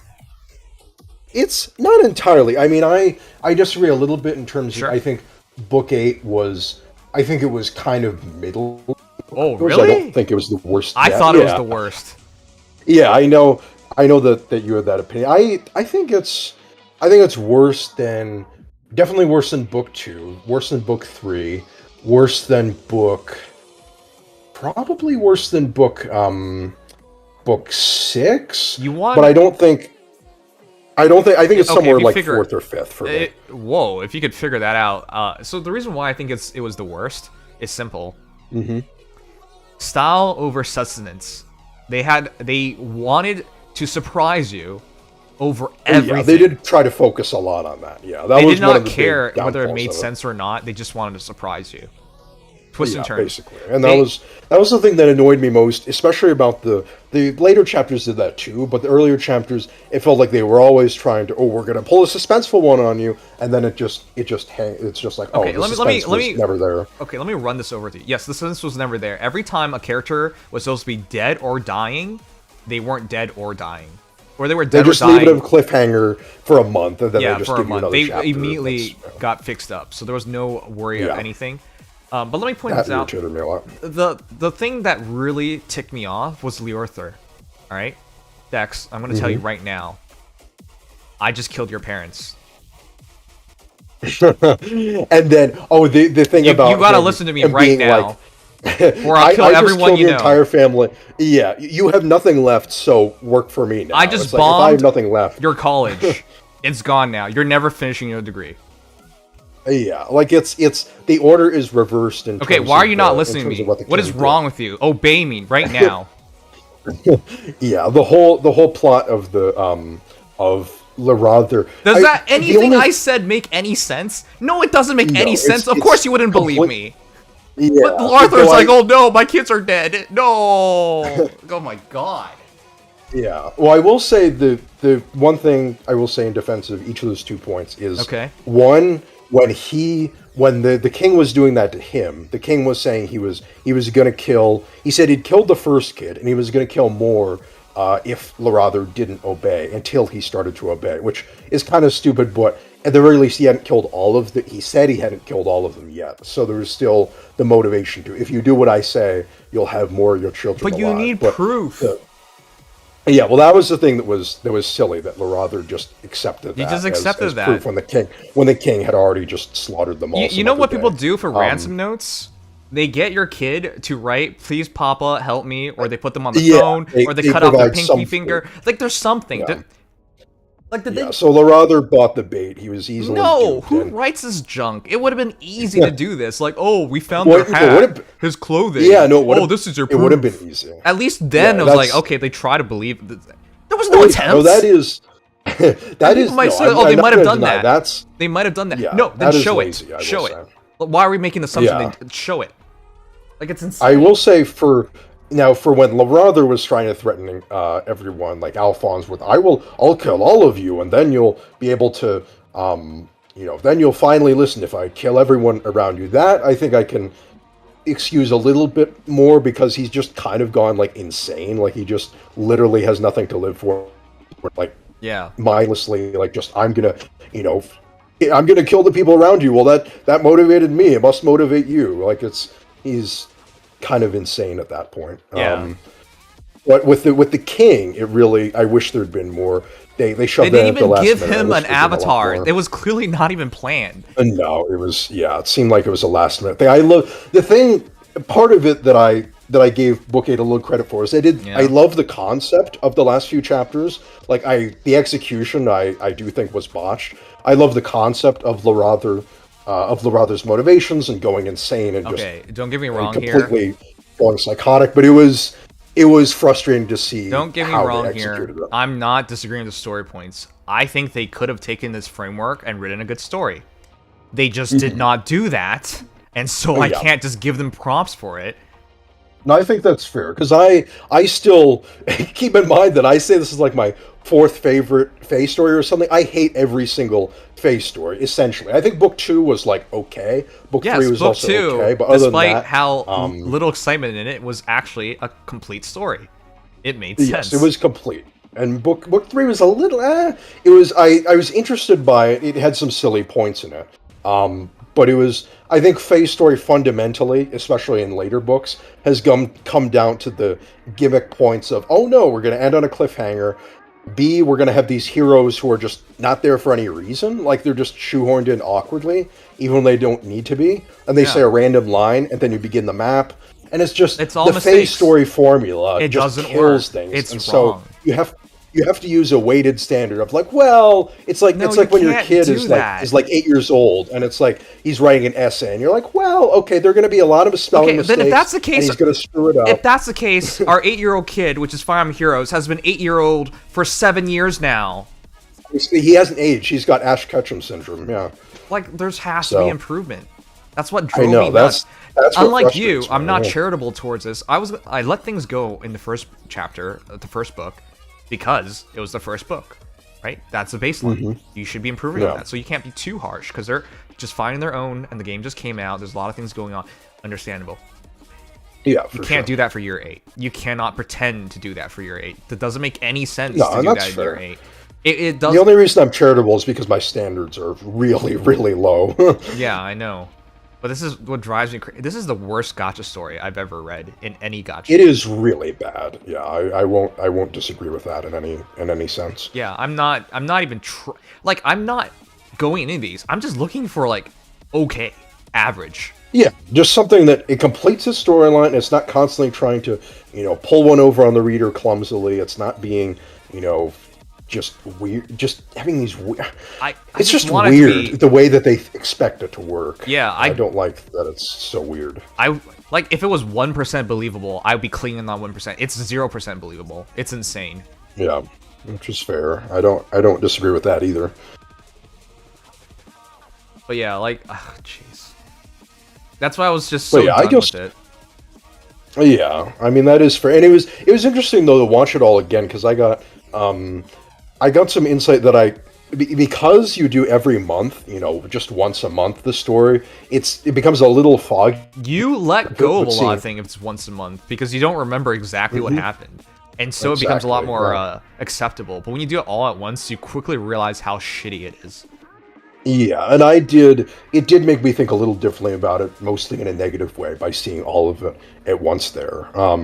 It was interesting to look back at it with the context of what I knew, but also simultaneously this now that I know this happens, why did they do this? Yeah. For example. The Veronica thing made no sense. She was desperate to save her mother, the Emperor, and Ratatoskr didn't point out, oh, you could just lock it down. This is where the rat being written to just be the most useless main OC ever. That didn't even make any sense. Is really aggravating.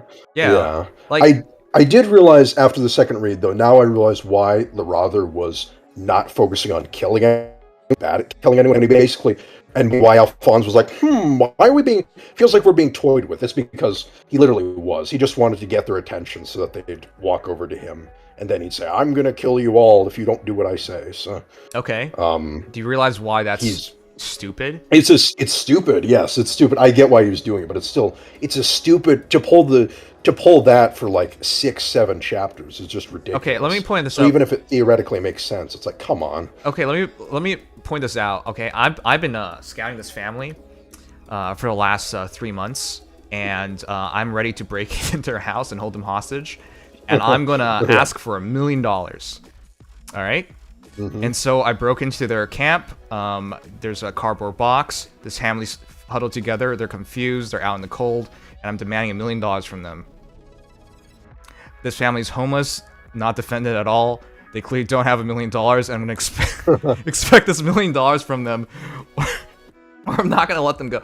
You see why this doesn't make sense? I didn't even confirm so, they have that $1 million. Lee Arthur didn't even confirm we could do any of this crap, and he tried to pull this off. Exactly. What? He could have just killed everyone but the summoner, taken the summoner hostage, and then there you go. All right. Even if he was going to do the insane route of, you summoner, you can help me revive my family, right? He could have just yoinked us instantly. Yeah.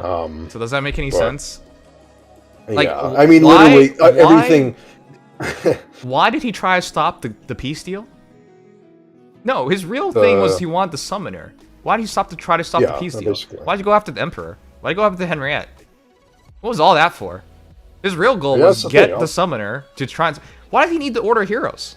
Well, yeah, it's so convoluted. Oh my god! Like if the goal is to get attention, how did you put this? How did you put this your 4th favorite? None of this makes sense. It's silly. It is very silly. I'm not denying it, but the reason it's not at the bottom of my book list is because, well, the books that I hate more are book 4, book 5, book. Okay, no. I mean, no. You're not changing the subject here. The reason I brought all this up is because this book makes no sense at all. They just try to surprise you to the point where their surprises don't make sense. That's all they did. Yeah, well, I don't disagree with that, but I don't know. There are a few things the few things that I like about it are more than the very few things I like about, for example, book 5. Like, the only thing I liked about book 5 was the aesthetic. You know what? I pretty much hated I'm going to make a video on this, and people are going to shit on me, and like, you don't understand anything. Everything you said is wrong. I'd love to see that video. Yeah, I am. And even though nothing I said has been unreasonable, I think I've been quite charitable and quite fair to the story.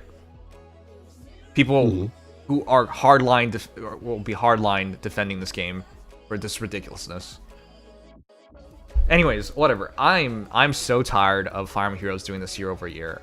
Guys, it's not that I want to quit. I don't. But what are we doing? Like, if I can't build the heroes I want to build and use the heroes I want to use, that's already the catch line Fire Emblem Heroes gone. Which is, Fire Emblem Heroes, do whatever you want with whatever hero. That's not even possible anymore. Competitively, dead end. If I don't open my wallet, it's a dead end. Right? As a content creator, dead end. This game is not gaining players. So what am I doing? Like, I like you guys, obviously. That's why I do this. But there's no future. Yeah, there'd be literally no reason. Yeah, there's no future here at all. It's crazy. And then I want to enjoy a good story. This is not a good story. They've never shown the ability to write a good story. Yeah, that's kind of my overall point, is that they never have, and so the story that has a few things, I'm like, oh, this is kind of cool. I admire what they tried to do here. Yeah. Or I admire this character's thing. I give a little more credit than a story that I'm like, oh man, I just can't find anything. And for me, I loved Book 5's aesthetic. Yeah. But the story, I just absolutely hated. And to be fair, I didn't like this story either. But I appreciated it. I'll just say that. Okay. Anyways, I'm gonna sum this up. And before someone says, well, there's nice art, I agree. There's nice music, I agree. You know what else has nice art and nice music? The actual Fire Emblem games have nice art. Well, yeah, the actual nice Fire Emblem game. And they would resolve the story issues I have. They would resolve the power creep issues I have. Yeah. You can't power creep. Exactly. In an actual video game. I mean, you can, but like, it's a lot harder to do. But it's, yeah. Alright. Anyways.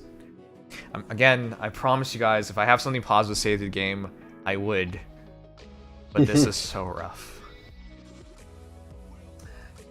Okay. Anyways, so you guys might be wondering, why'd you go on that tangent? Didn't you say it would be positive? I ran out of things to talk about, and I wanted to delay the stream, ending the stream long enough for raid Jinx, who still has not started their stream. Oh my god. Oh no. This is the worst. No. I have like a gazillion friends online. Alright, well, wish her good luck. She's pulling right now for Guillotine, who completely broke my heart. The Guillotine. You're Canadian. You should know it's Guillotine. What? I said you're Canadian. You should know it's pronounced guillotine. Yeah. The French. Yes, the guillotine was made in France. French word. Just not a French Nikkei though. It's just a Chunibo Nikkei. Okay. Anyways, guys, what's our raid message?